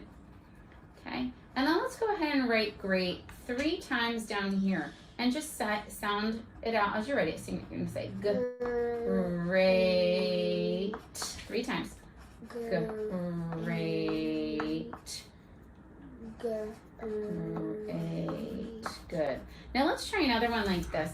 Let's write the word break. Like if we break the pencil. Again, it's another homophone. Good job. Now we're going to spell some red words. So there's always going to be at least one tricky part. So you want to stop and really think about it before you spell. Okay, the first one I'm going to use in a sentence because it's a homophone.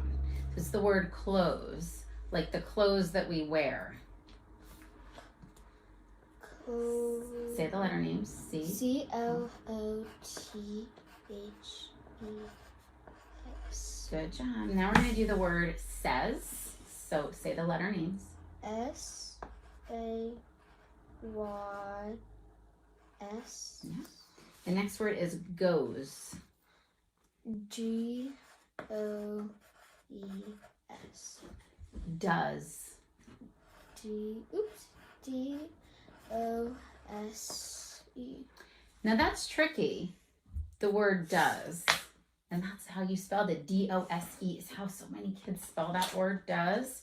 So I want to remember that the word does is really the word do, right? With an ES at the end.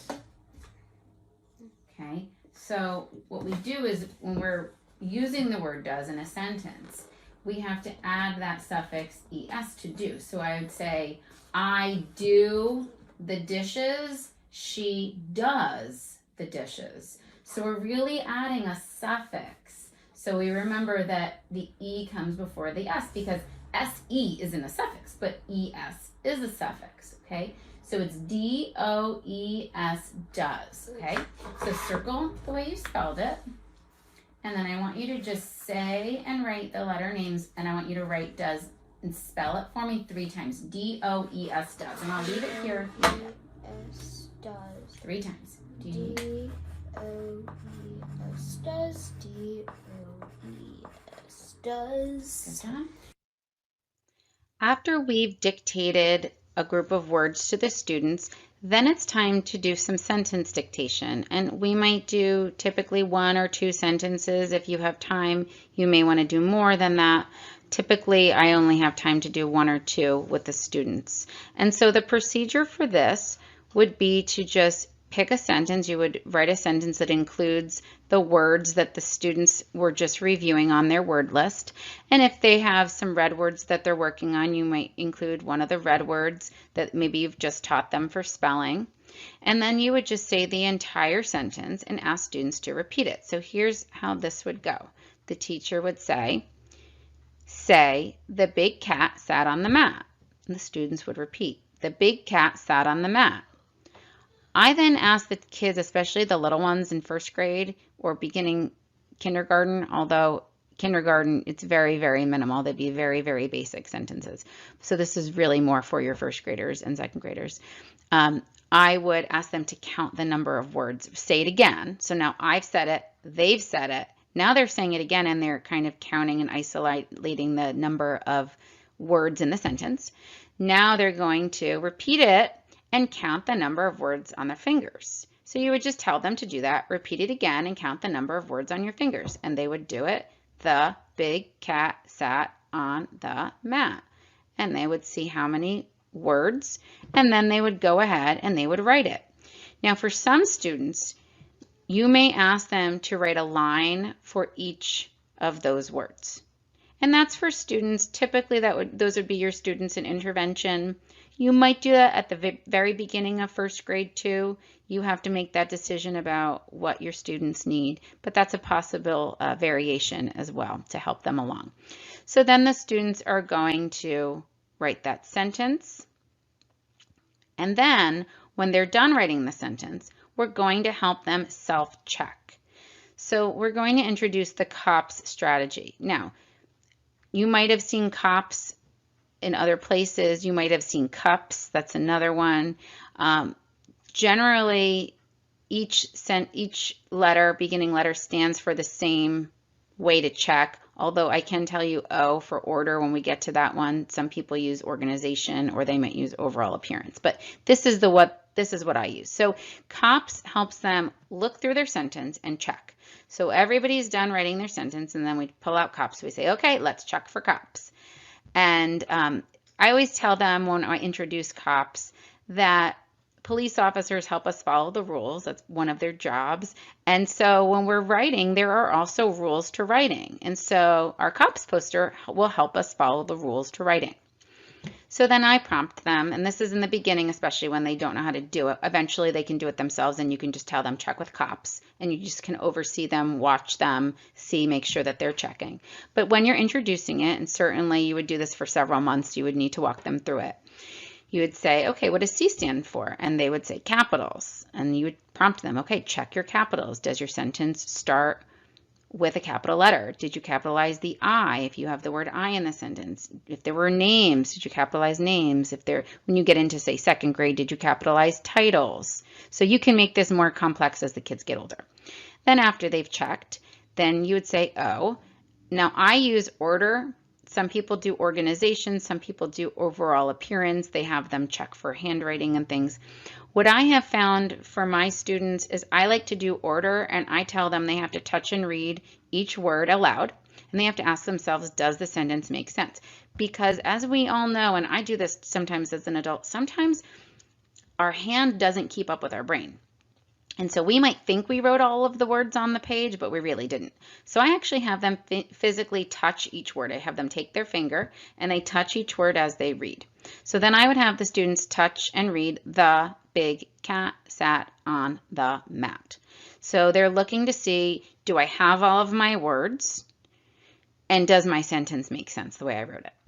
And then I would prompt them to look for P for punctuation. So do I have a stop sign at the end, a period, an exclamation point, a question mark? Is it the right kind of stop sign?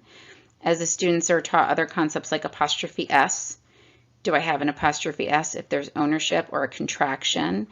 Do I have a comma if I need a comma? Of course, that would be for older students. We wouldn't expect that of our second grade, first and second graders, maybe the end of second grade, but most of our students would not be using commas. And then the S is for spelling. And then I would have them check any red words in the sentence. So always have them look for red words to pay attention, stop and check. So I might ask them to underline the red words if there's a red word in the sentence, like said. In this case, the word the is a red word, so I'd have them underline the. Make sure that's spelled correctly. And then what I'll do is have them really look at each word and how it's spelled. So I may ask them, depending on my student, for kids that will just kind of zip through it and say, oh yeah, it's all spelled correctly, I'll have them start with the very last word and just look at that one word. Like, okay, let's look at the word mat. What does that say? Mat. Okay, and then look, and I have them go backwards to check for spelling. Because sometimes they're going so quickly they know what the sentence is supposed to say, so they just look too quickly and they don't actually check the spelling. So that's one way, one strategy you can have them really focus on just that spelling, is to have them start with the last word, read the word mat, then go to the next word, the, then the next word, on, sat, cat, big, the. And that's one way to get them to really focus on that. Now, if they make a mistake, again, we don't want them erasing, we just want them to put a line through it, or they could put a bracket around it depending on what strategy you'd like to use, and then they make their correction above. So if they misspell a word, you would just ask them to finger spell the word, and you would help them and support them as they write the word correctly and make the error correction. Now we're going to go ahead and do a sentence dictation. I'll say the sentence, you repeat the whole sentence, and then I want you to say and write it, okay? Repeat after me.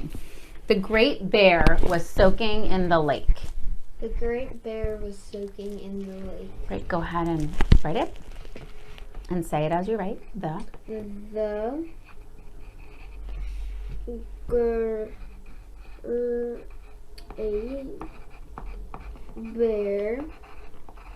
was soaking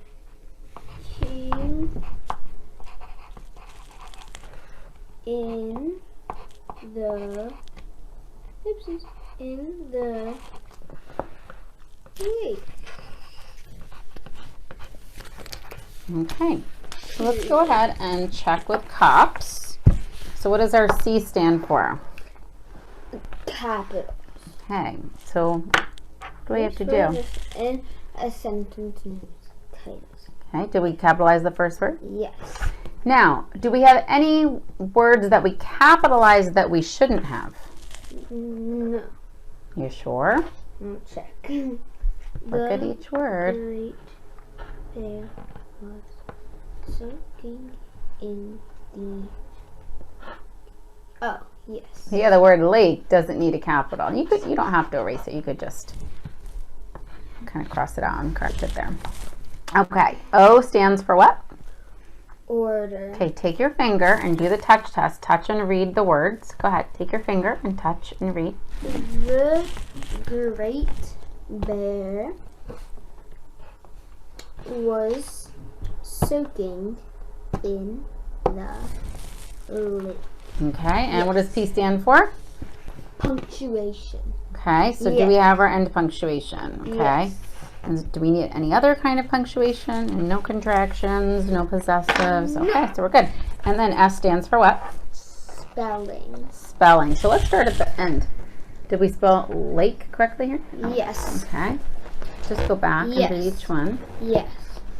How about soak? Yes. We have soak and soaking. Yes. And our red word was? Yes. That was correct. Good. Bear. Yes. And great. Good. Yes. All right. All done.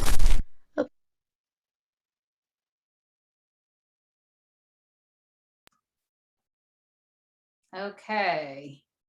How are we on questions? The only question someone had was, does someone rewrite the whole word when they make a mistake, or just cross out the misspelled vowel and write above it? That's a great question. I have them rewrite the whole word because I want them to remember the order of the words. So I hope that answers that question. The other thing I wanted to clarify about the error correction during the spelling. So that she wrote the word, well, it wasn't a spelling, it was a usage error. She wrote great, ATE instead of EAT. So it's important to just distinguish between a spelling error and a usage error. That's why I didn't have her finger spell it. Because it wasn't a spelling error, it was a usage error. She didn't know which one to use. So you'll find homophones or something you really do need to talk about a lot. And usually what I would do, and I didn't do it at the moment, but I'll try to give them something to hold on to help them remember it. Like for the word great, I tell them I love food. So I tell them it's great to eat. So the word eat is inside of the word great. So little tricks can help them with the homophone. So I just wanted to clarify that one point, because typically when they make a spelling mistake, you want to kind of show them, finger spell it, and also read it to them. So if they misspell a word and it's like, let's say, I don't know, let's say you wanted them to write chick and they wrote chack. I would actually say to them, well, that says chack. We want chick. So I'll read back to them what it is that they actually wrote. Because you want them to get in the habit of self-checking by rereading their work. So I did want to clarify that point, because I didn't script this. Like I let Ella make the mistake she was going to make. So, you know, she didn't make too many errors, and I would have kept going too, because she's older. I probably would have dictated 15 words, but I didn't think you wanted to see 15 words being dictated. You get the hang of it, you know, after you see a few examples. So I wanted to just clarify those points. And sometimes people teach great as a red word. That's the other thing. When you have a pattern that's so uncommon, you could teach great as a red word. And I actually used to, until I started using eat bread and steak to remember it. But it's important that you do explain to the kids what's common, what's uncommon. So always go with what's common. So just wanted to point that out too. I used to use that same mnemonic. Yeah. It's good so stuff. Funny. I know, right? Yeah. Okay.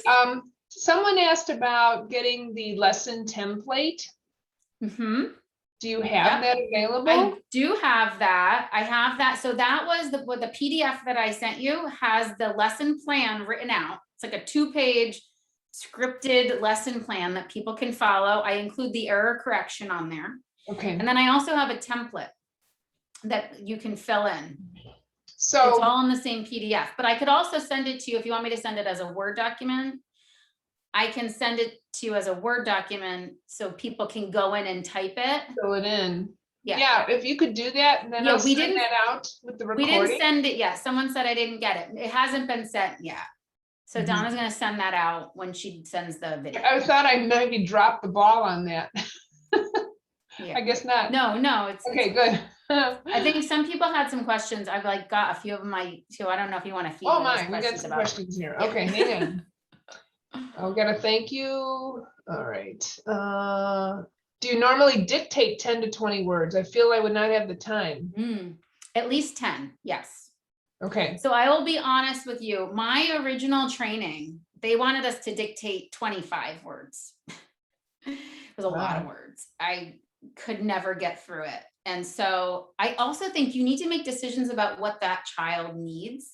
Some kids are actually pretty strong when it comes to the decoding piece, but they are weaker with the spelling piece. So if that's the piece that they're really struggling with, I would say, yeah, go ahead and dictate 20, 25 words, if that's what they really, really need to be working on, versus maybe have them read fewer words and spell more words. So you have to make those decisions. But in general, most of my kids, especially my first graders, 10, usually 10.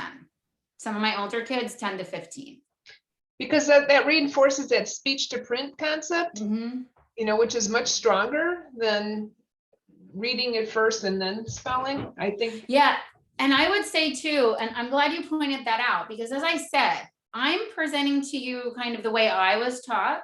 That doesn't mean that I do this with every student. And I actually do have some kids that I actually will dictate first and then have them read. Because for them, especially my little first graders who have poor phonemic awareness, and it's hard for them. They do better if we dictate first. It's kind of like the writing road to reading, right? The Spalding method. Yep. So you have to know your kids and you have to know what works for them and what they need. So please feel free to just move things around as it works for the students you have. It's so true. It's so true.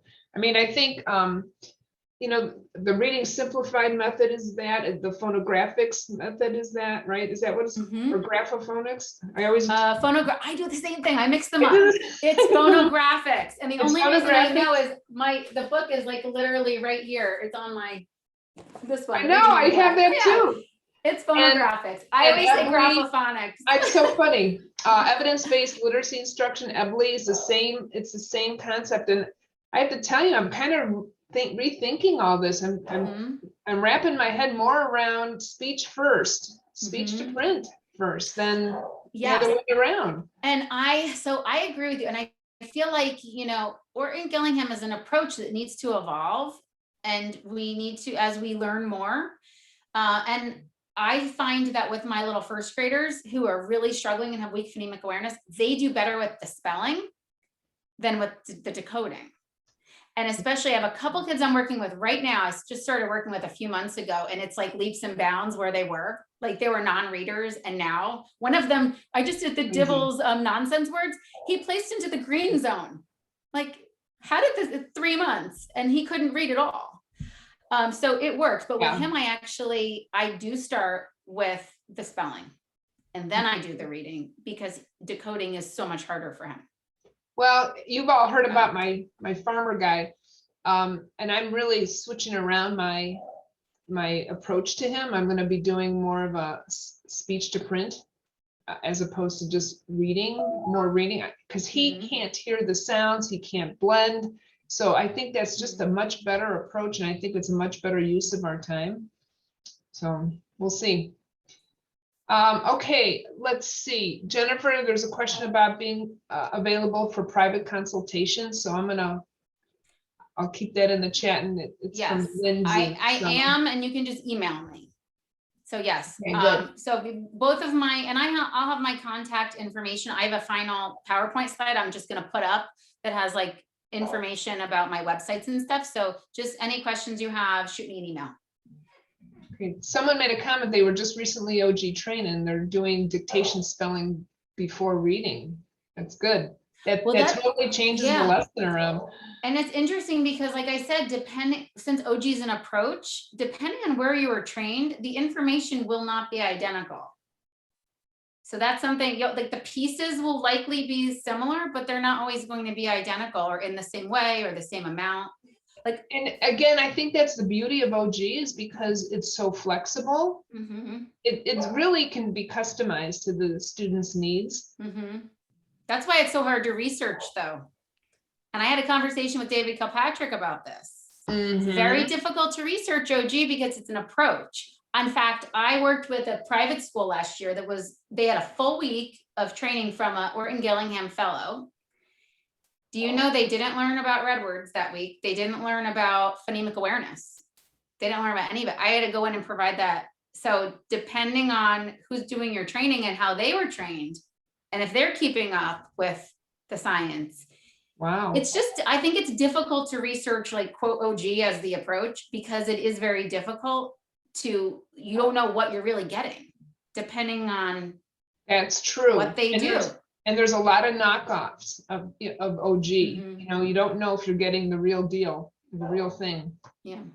So I have a question about Yeah. that. Yes, Laura. I was trained OG a few years ago, and we go through the, it was with AOGP, or what it was, what was AOGP. And we went through the decoding first 30 minutes, then the next 30 minutes is encoding. So if you do the opposite, how does that work when you introduce your new concept? So I actually, one of the things that I have in one of the lesson plans is like the variation, and some OG trainings will actually do like all the reading up first, do the reading first, then do the spelling first. There is no one way. So depending on, how you were trained, some of them will first present all the reading information for reading, and then present all of the information through dictation, dictate sounds, dictate words, dictate sentences. That's another way. There isn't really a right or a wrong way or order. I think to me, it's personal preference, because it's years of doing this. I have adjusted the lesson plan to meet my students' needs, or if I'm doing something and I feel like this isn't working, I try something else. And I'm always reading, and I'm always trying to find out new information, like using the boxes for orthographic mapping. That was not part of my original training, but I love it. I read something somewhere and learned, I don't even remember where I first saw it, but so don't feel like you have to do things in a scripted way. Play around with it and see how you feel comfortable, what works for you. And sometimes you have kids that have attentional problems, and the fewer transitions you have is better. So that's the other thing to think about. A lot of my kids also have attentional issues. So there's just a lot to think about. Does that answer your question? Yeah, I mean, it does. I'm trying to, that's why I'm watching all these things and trying to sort of incorporate, because the lesson that I have, is very, this is what I follow normally. So you have the decoding on this side and the encoding on this side. And it's with some students it works. When some students you do have to tailor. So in watching all this and watching you and watching different webinars, I'm trying to see and piece different things. And I've definitely included the Elkonin boxes now when we do this word dictation. And you have to tailor that too, because some kids don't like the finger tap, they like the arm tap. So that's another story. Yes, I totally agree with that. And I'm sure you are not alone in that. They hate finger spelling. Some of them, and others really like it. Some of them like to tap, some of them don't. Some of them like to finger spells, and some of them physically don't have the dexterity to tap. So the first time I meet with a child, I actually give them a little array of choices, and I let them decide what method they like. So I show them the tapping, or they can tap on the table, or we can finger spell like this, or I let them tap on the boxes. So I like to give them choice about what they feel comfortable with, and then let them do it, as long as they're segmenting the word. I don't care how they do it. Okay, 2 comments. Someone wants to know how long the recording will be available. It'll be available indefinitely, but it is a private recording, so you have to pay for it. So if someone wants this, it's a $10 fee. So if you know someone else who wants it, that just contact me and we can make that happen. And then how can you explain how the ES in the word does is a suffix? Yeah, so I help them teach it to them, because most kids, they switch the E and the S. D-O, they do D-O, and then they do the S, and then they do the E, right? So if you think about the word, and this goes with the word do and the word goes. You're changing the function of the word. I do the dishes, she does the dishes. It's the same word. You've got do. So you're adding ES. It helps them remember that we're adding ES. You can't do S, because if they can remember do and does, go and goes, same word, really, like the same base, but it's being used like a different part of speech to make it make sense. It's really technically, I think it's the subject verb agreement, right? I do, she does. I go, she goes. So it's really about, but that's complicated. They don't really especially little ones, like they don't really understand that if I start talking about subject verb agreement. So I try to tell them, like, we're adding this chunk. And you can, and if you feel like using the word suffix is confusing to the kids, just tell them you're adding a chunk. You're adding a chunk, and it's changing the base word so that it makes sense in the sentence. Okay. And that helps them remember, and they'll catch themselves. They'll go to write SE, and then, or this is the same for goes. They have the same issue. And then they remember, oh no, it's ES, because they know the ES suffix. So it just gives them something to hold on to. Okay, I think we're good. Okay, Jennifer, so you the last thing is only 10, it's about 10 minutes. So the last one is just going over a variety of just different reinforcement activities. Are not technically part of the OG lesson, but they're great activities to do. And you'll see a lot of them are similar to other things you've seen, like reading simplified or words their way, just different activities. So go ahead and screen share this with you guys.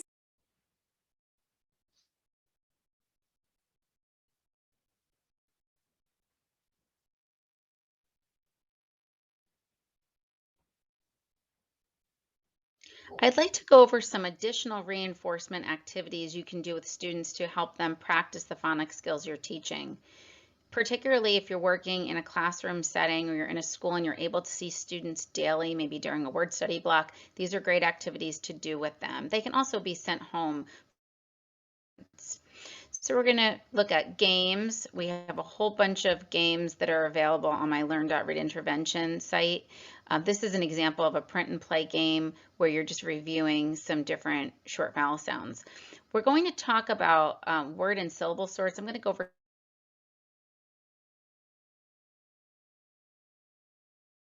to build words and read words and just manipulate different letters to help students practice those phonics concepts. As you're teaching students different types of syllables, doing different syllable sorts is a great way to help students reinforce. So I have the clover picture here to help remind students of the different syllable types, and you're going to slowly introduce this. So you might do a sort where you're just looking at closed versus open. In this sort that I'm going to do it as an example, I have closed, vowel teams, and silent E. So the students have to look at the words and then decide what type of syllable they would be. Now in this example, I have full words, but you don't have to do this with full words. You could just use rhyme units. For instance, instead of writing the whole word cap, I just could write app. Or instead of having stow, I could just have that OW, or I could have OWN, which would be own. So you can use rhyme units. You don't have to use full words, but I'm just going to go over one example.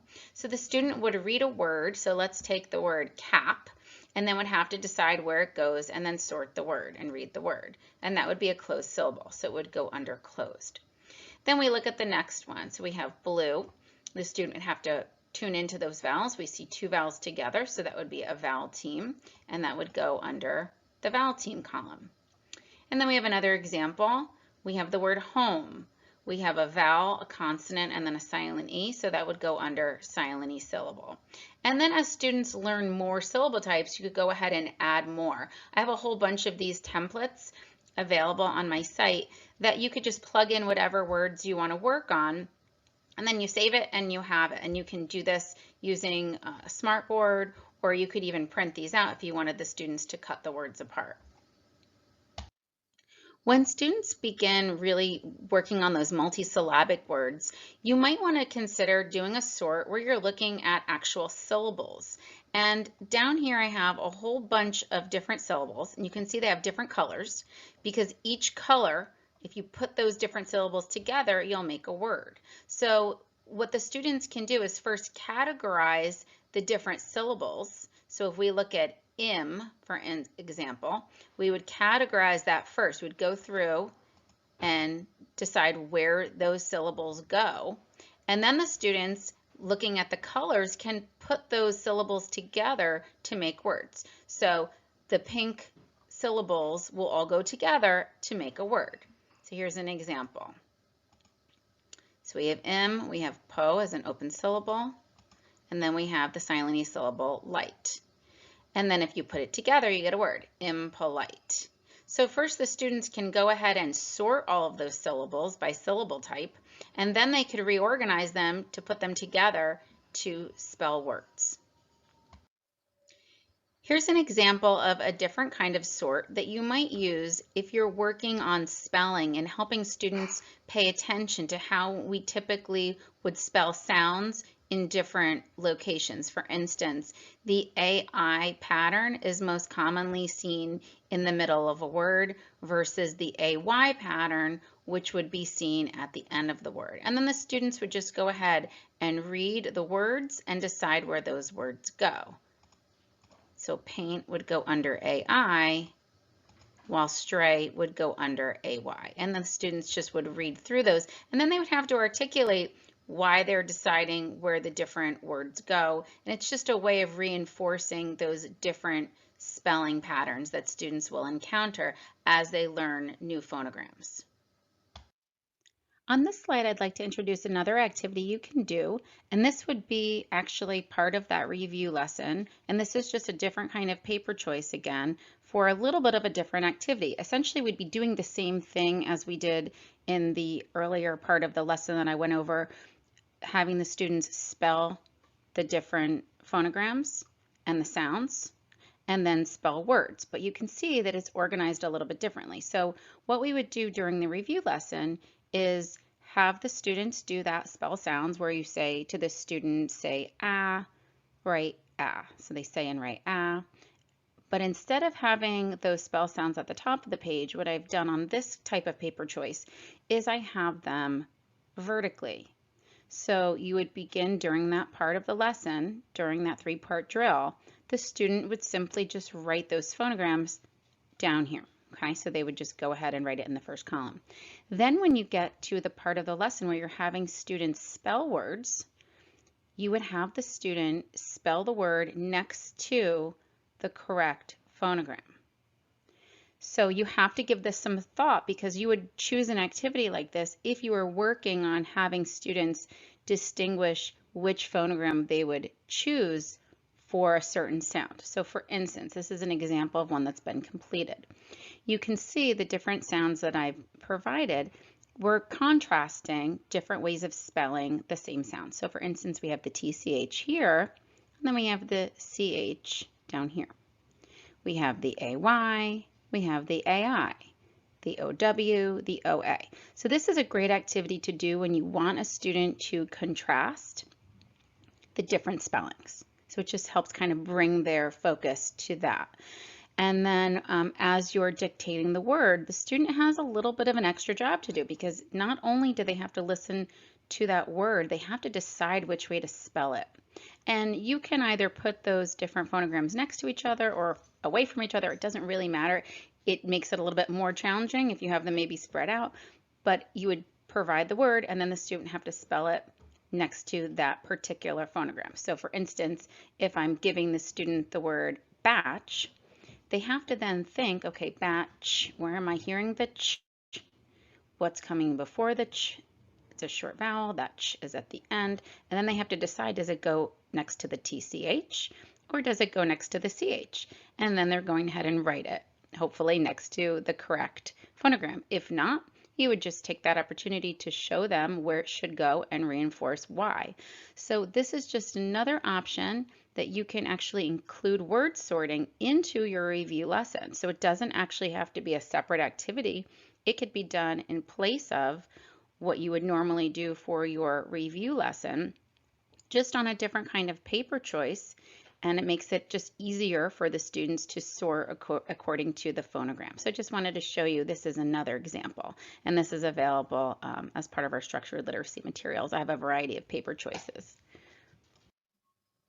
This activity is called Spell and Swap Letter Tiles, and they come in sheets like this that you can photocopy for students. There's a word box that provides a list of words for the teacher to read to the students, so the students can spell the words, blend the words, manipulate different letters to create new words. And then the students would just go ahead and cut this apart, and then they have their little set of letters that they need. This is great for a classroom teacher that maybe can't afford to have magnetic letter tiles for every student in the class. So this is a nice, easy way to solve that problem.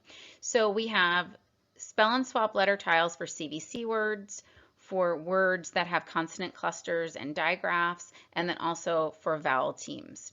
And this is a great activity because it helps students practice blending, spelling, also helps them reinforce that letter sound correspondence, and also phonemic awareness, because depending on how you do the activity, sometimes they have to listen for the sound. So I'll give you an example. Let's say you wanted the students to work on blending. So let's say we'll use this example right here. You would ask the students to spell the word cap. So then they would have to isolate those sounds. They would have to segment k, app, pull down those tiles. Then you could say to them, now change the C to the letter T, and then the students would take the C out, put the T in, and now they would blend the word tap to read the word tap. So that's if you want the students to work on segmenting. Of course, they're doing that for all of these activities, but then if you want them to work on blending, you could actually tell them the letters that you want them to change. However, if you really want to tap into that phonemic awareness, and this is a little bit harder, you would not tell them the letter, you would tell them the sound. So for instance, again, start with cap, but then you would tell them, change cap to tap. Now they have to listen for the t, what's changing? The k becomes t, and they have to decide based on that sound what letter they need to choose to then spell that new word.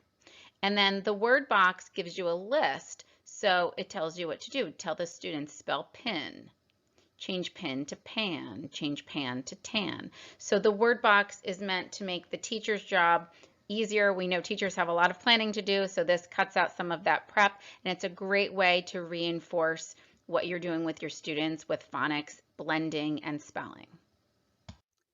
And then finally we have say it, move it, spell it, write it, and this is reinforcing phonics and that phonemic awareness, letter formation, and again helps promote that orthographic mapping. This is an example of a mat that just has 3 boxes and lines, so this would be for words that have only 3 sounds, but we do have another mat that has boxes that have 4 boxes, 4 lines, and that would be 4 sounds, so that's great for things like blends. You can also laminate these or put them in sheet protectors and then use expo markers so the kids can just reuse them, and it's super easy to use. So the way this works is you would provide a word for the students. So that's where the say it is. You say it, they repeat it. So let's say we'll use the example pat. Students will repeat pat. And then they're going to segment that word, and they're going to use manipulatives to do that. They can use chips or Unifix cubes, whatever you've got that works, any kind of manipulative. So then they're just going to go ahead and segment p, a, t, pat. Now they're going to spell it. They're going to take those sounds, turn those sounds into letters. P, a, t, and that's where that handwriting reinforcement can come in as well. And then they're going to just say it and write it one more time. P, a, t, pat. And that's say it, move it, spell it, write it. And this not only could be done for younger students, it's particularly helpful for them, but you could certainly use this with older students. You could use this when teaching digraphs or teaching vowel teams. Really works for anything.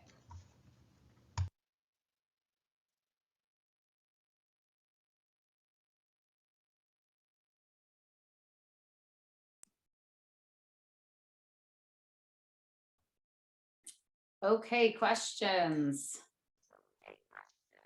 For those last few activities, I tend to, especially like the say it, move it one, I like to use a lot often with my first graders who are really having a lot of difficulty with phonemic awareness. That's one that they like, and they love being able to use the expo marker and erase it. So I don't know what it is with kids and expo markers, but they just love them. They do.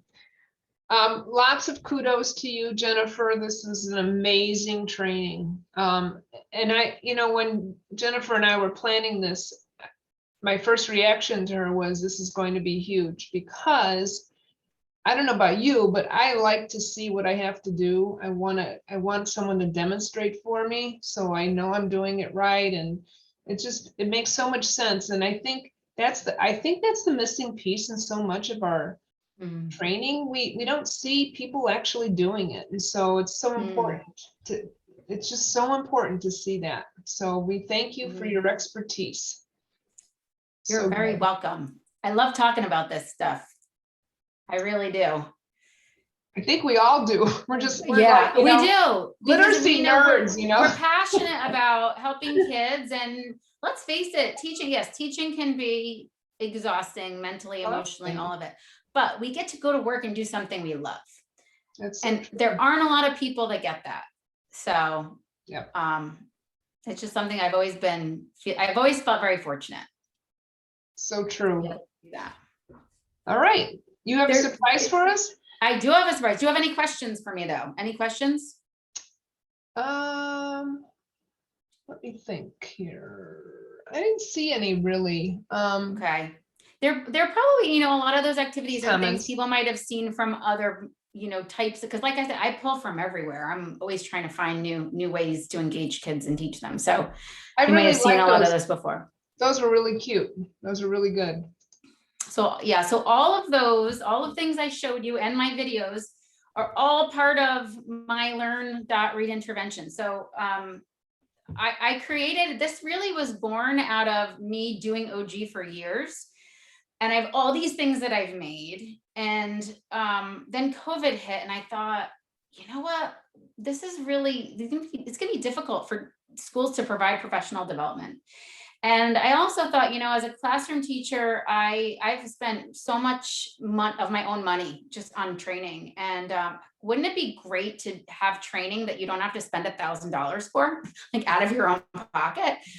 So my goal in creating these videos was to bring everything I know, and I still add to them. If I get an idea, I'm like, oh, I think I should add this. I go and I add a video and I upload it. So this is like always growing. I wanted to bring it to people and I didn't want it to be cost prohibitive. So that's what these videos were from my online learning module. So that being said, I wanted to share, I'm going to do a screen share with you. So I'm going to share with you. Actually, I'm going to share from here. Here we go. So I want to offer, and this is for anybody, so share with anyone that you know who might be looking for materials, looking for online training that they can actually afford. I'm offering a coupon. So the yellow over here, the yellow code, if you go on my website, which is, and I don't have my website up here, it was in the original slide. Hold on, let me go back. Here it is. If you go to my original my website, it's learn. And if you want to take a screenshot of this, .readintervention.com. That's the website. And then I'm gonna go back to where I was. Sorry. Okay. A variety of things to help you implement what I just showed you. So I've got, and this coupon code, you enter this coupon code, it's good until March 10th. And it's 30% off of anything. So all of these video modules, so let's say maybe you know a lot about phonological awareness, but you just want to learn about phonics. You can buy them individually. They are meant to be a package deal because it's important to start with knowing about phonological awareness and not just jumping to phonics. We really want to know all of it. So I do have a bundle, so it's cheaper if you buy them all together. So this bundle is good for a full year. And you watch, it's over 10 hours of video, watch as many times as you'd like. And I find with this kind of training, a lot of times you do need to see it over and over. That's what's tough sometimes. And I've done it myself where you've gone to an in-person training and then you come home and you can't remember what they said about certain things or you have questions. So this is nice because you can watch it at your own convenience and you can watch it over and over. And if you're a school district, but you don't have the money, or you don't have the resources. I just ran into a teacher. He's spending $1,500 per teacher to train his staff on this. And he has to pay for substitutes. A lot of schools don't have that. They don't have those resources. So this is to make it accessible. I also have my literacy materials for primary teachers. That's my K2 bundle. And then also my literacy materials for all levels. That starts with learning letters up through Latin roots. It's over 1,000 PowerPoint slides, PDFs, assessments, phonogram cards, anything you can imagine, posters, anything you need to implement the Orton Gillingham approach, or just really any kind of good teaching. So anyway, thank you for attending. And so I wanted to offer you a discount if you're interested in any of those products. Excellent. All righty. All right, folks. Thank you, everyone. Thanks for all your professional growth. It's helps the kids for sure. All right. Have a great afternoon. Get outside. Thank you, Donna, for organizing. Bye. Bye, guys. Have a great weekend. All right. Stay Bye. on, Jenny, and we can chat. Okay, sounds good. All right, I'm going to stop recording. Thank you. Thank You're you. welcome. Bye, guys. Thanks for coming.